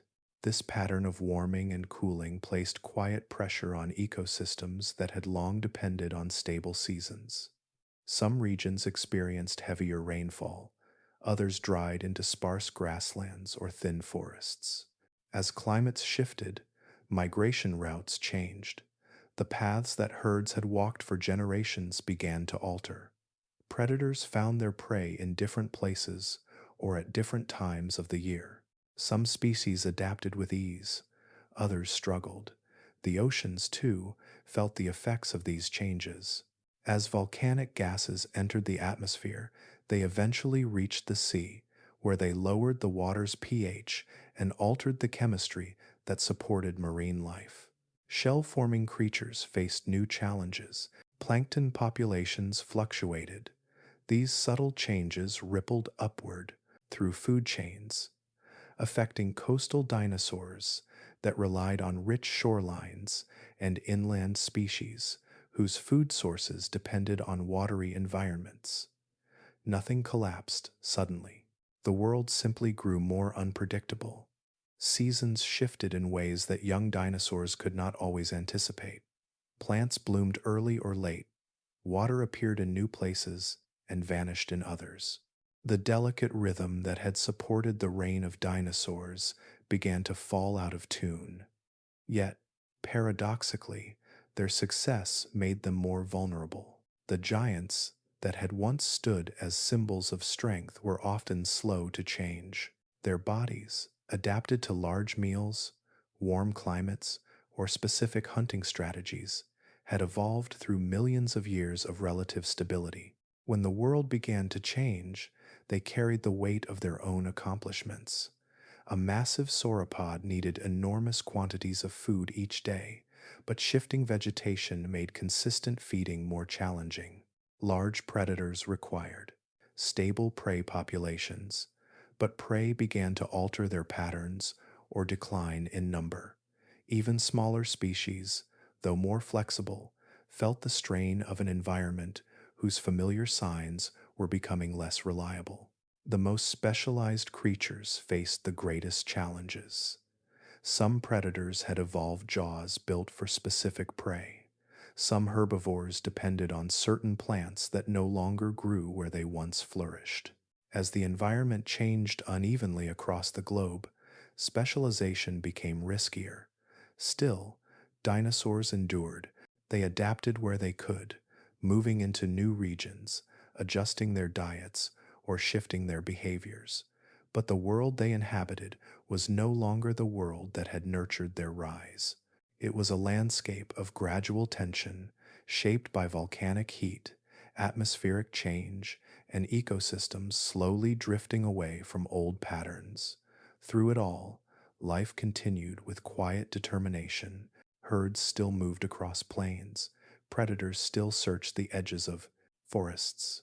Feathered creatures still chased insects through flowering plants, but each year carried with it a subtle note of strain, a whisper that the balance holding everything together was growing fragile. These changes did not announce the end. They simply softened the foundation on which the reptilian empire stood, making it more sensitive to disruption. It was a world still full of beauty, still full of life, yet its harmony had shifted just enough that the arrival of any new disturbance would leave a deeper mark than before. The earth had entered a delicate moment, shaped by forces too slow for any creature to witness but too great for even the strongest to escape. And in this fragile balance, history quietly waited for the next turning point. By the time the late Cretaceous spread across the earth, the age of reptiles had reached its grandest chapter. The world was warm and wide, shaped by slow drifting continents and seas that carved long, shallow pathways between landmasses. Forests of towering angiosperms, leafy shrubs, and flowering plants filled the air with color and subtle fragrance. Rivers wound through plains covered in grasses that were still new to the planet. In this vivid landscape, dinosaurs stood as the undisputed rulers, their presence woven into every corner of the earth. This was the pinnacle of their empire, an era defined by giants and intricately balanced ecosystems. In the northern continents, tyrannosaurs walked with confident steps through forests and floodplains. These formidable predators, crowned by Tyrannosaurus itself, carried powerful legs, extraordinarily sharp senses, and jaws strong enough to crush bone. Their presence shaped the behavior of every creature around them. Herds moved with greater caution. Scavengers stayed alert for any opportunity. Even the wind seemed to pause when a tyrannosaur lifted its head to scent the air. Far to the south and east, in the vast stretches of what is now South America, another titan shaped the land. Argentinosaurus, one of the largest creatures to ever walk the earth, wandered slowly across plains lined with flowering plants and early grasses. Its body stretched for lengths that challenged the imagination. Each step pressed softly into the ground, leaving impressions that rainfall later filled and hardened into lasting stone. Its long neck swept across treetops, gathering leaves from heights unreachable to any other herbivore. Though immense, its movements were gentle, guided by lungs and bones built for balance rather than force. Together, massive carnivores and vast herbivores formed the anchors of food webs that stretched across continents. Yet the late Cretaceous was not a world ruled by giants alone. Many smaller species contributed to the intricate harmony. Feathered dinosaurs flitted through undergrowth, feeding on insects and seeds. Small herbivores grazed on tender shoots, trimming vegetation in ways that encouraged fresh growth. Packs of nimble predators hunted in groups, weaving between trees and cliff edges, with eyes sharp enough to track even the smallest movements. Their worlds were rich, layered with life at every scale. Across the seas, marine reptiles continued their own reign. Mosasaurs rose to the top of oceanic food chains, their sleek bodies gliding through deep blue waters in search of fish and cephalopods. Giant turtles swam slowly through coastal regions, while plesiosaurs still claimed sections of open water. These marine ecosystems were tightly linked to the land. Rivers delivered nutrients into the sea. Coastal forests supported life that drifted out into bays, feeding fish that sustained the predators above. The world felt connected by rhythms of tide, migration, and growth in the skies. Pterosaurs still soared on broad wings, though their diversity had begun to thin. Some species had grown enormous, using warm air currents to travel long distances above plains and coastlines. They searched for carrion, followed herds, or glided between nesting sites built on high cliffs. Alongside them, early birds fluttered and darted through trees, carrying with them the first chapters of a future in which feathers would dominate the air. These early birds, with strong legs and compact bodies, filled new niches that their pterosaur cousins left behind. One of the most fascinating aspects of the late Cretaceous was the way ecosystems became synchronized across great distances. Though continents drifted apart slowly, many regions shared similar patterns of life. Large herbivores shaped plant communities through their feeding habits. Predators controlled the distribution and behavior of prey. Flowers blossomed seasonally, drawing insects that in turn fed small reptiles and birds. Each part of the system responded to changes in another, forming a delicate web of interactions that spanned continents. Weather patterns also guided life. Seasonal rains fed lush valleys. Dry seasons created open plains where herds gathered around water sources. Storms swept across coasts, shaping forests and carrying seeds to new locations. These cycles persisted year after year, giving creatures the stability they needed to grow, migrate, and raise young. Even small shifts in climate could influence the movements of entire species, yet the overall environment remained rich and dependable. Despite the subtle signs of environmental tension that had begun earlier, this era still felt full and thriving. Dinosaurs adapted where they could, filling every available niche. They moved through forests, plains, deserts, mountains, and coastal regions, forming the backbone of ecosystems that relied on their presence. Their success had become a tapestry that covered the earth, woven into its climate, vegetation, and even the distribution of water. In some regions, towering ceratopsians formed huge herds that roamed together in vast numbers. Their frills glowed in the sunlight with patterns of color that may have signaled age or dominance. In others, armored ankylosaurs lumbered carefully through fern-filled valleys, their heavy tails swinging behind them in quiet arcs. Ornithomimids, slender and swift, ran like living shadows across the plains. Each species contributed its own rhythm, shaping the landscape simply by existing. The late Cretaceous was a world alive with sound and movement. Leaves rustled beneath the footsteps of passing giants. Calls echoed across open spaces as herds communicated through distance. The air carried scents of flowering plants, moist soil, and warm sunlight resting on ancient stone. Every corner of the planet held life, and much of that life rested firmly in the hands of dinosaurs. This was their empire before the fall, a chapter of stability, beauty, and intricate balance that had taken millions of years to build. The world moved with their breath and shifted with their weight.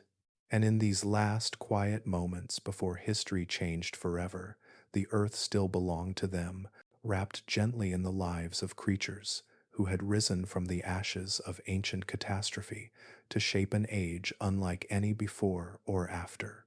Long after the last giants fell silent and the great reptiles stepped out of living memory, the earth continued to carry their presence in ways both quiet and enduring.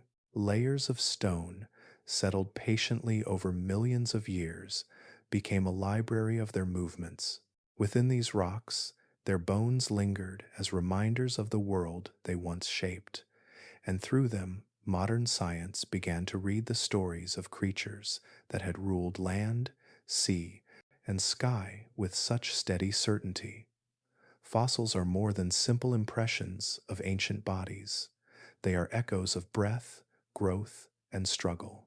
Under microscopes, the bones of long-vanished animals reveal patterns of rings and fibers, each one tracing a moment of life.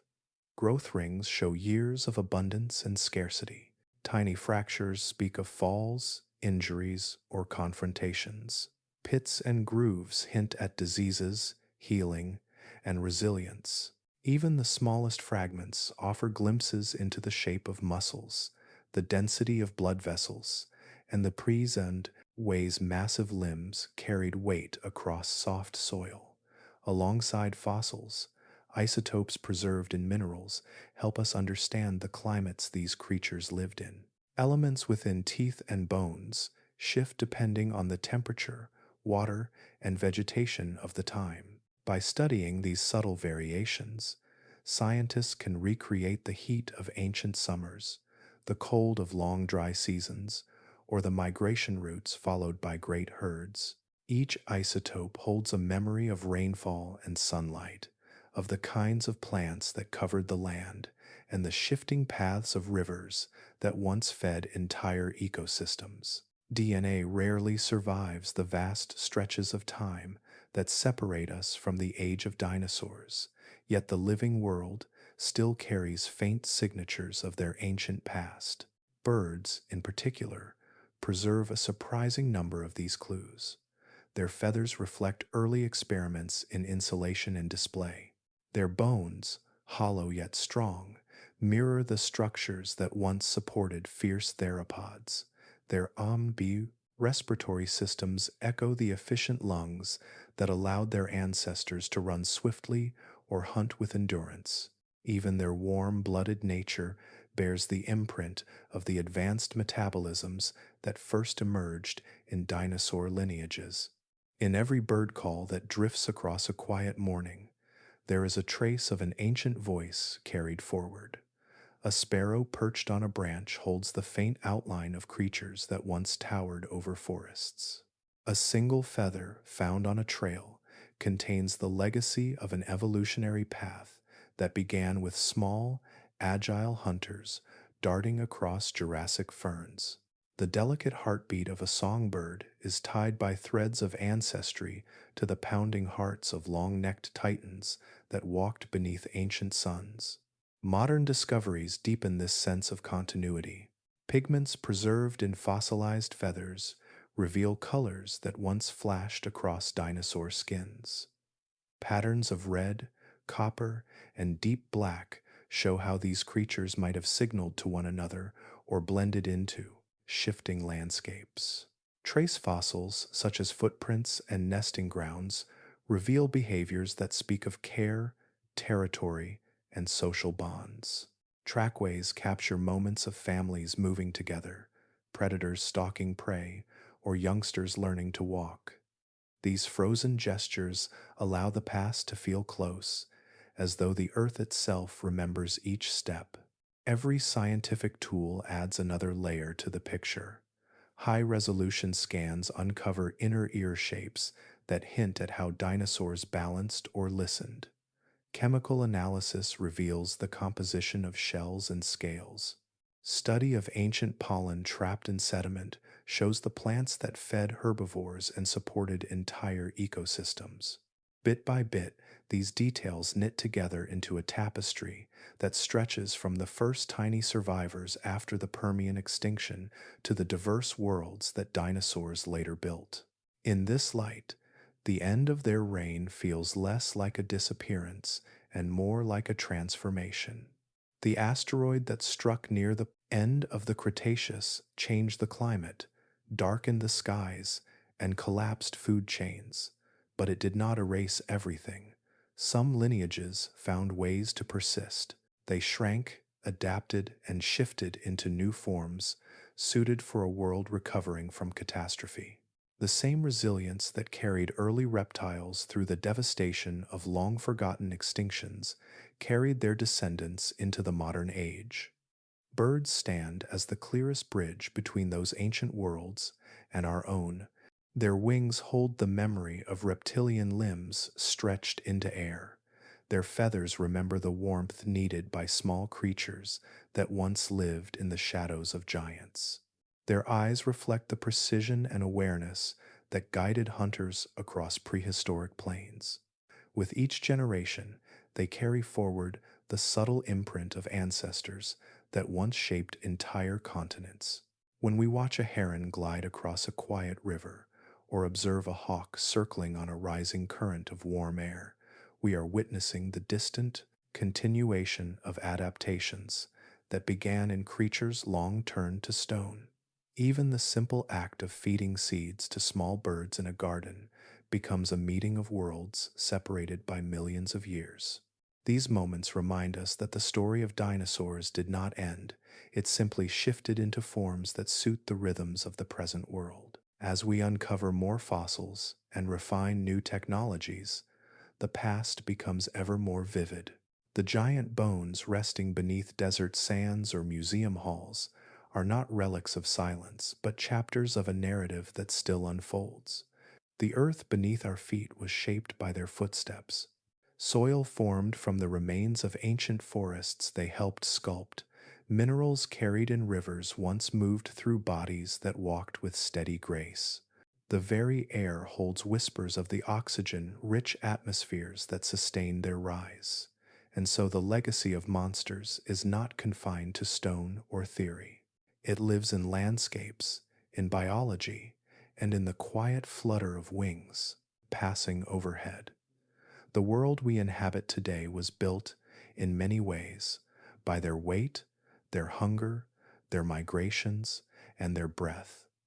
They are gone only in shape, not in influence. If we look closely, with patience and curiosity, we can still find them everywhere, lingering softly in the life around us.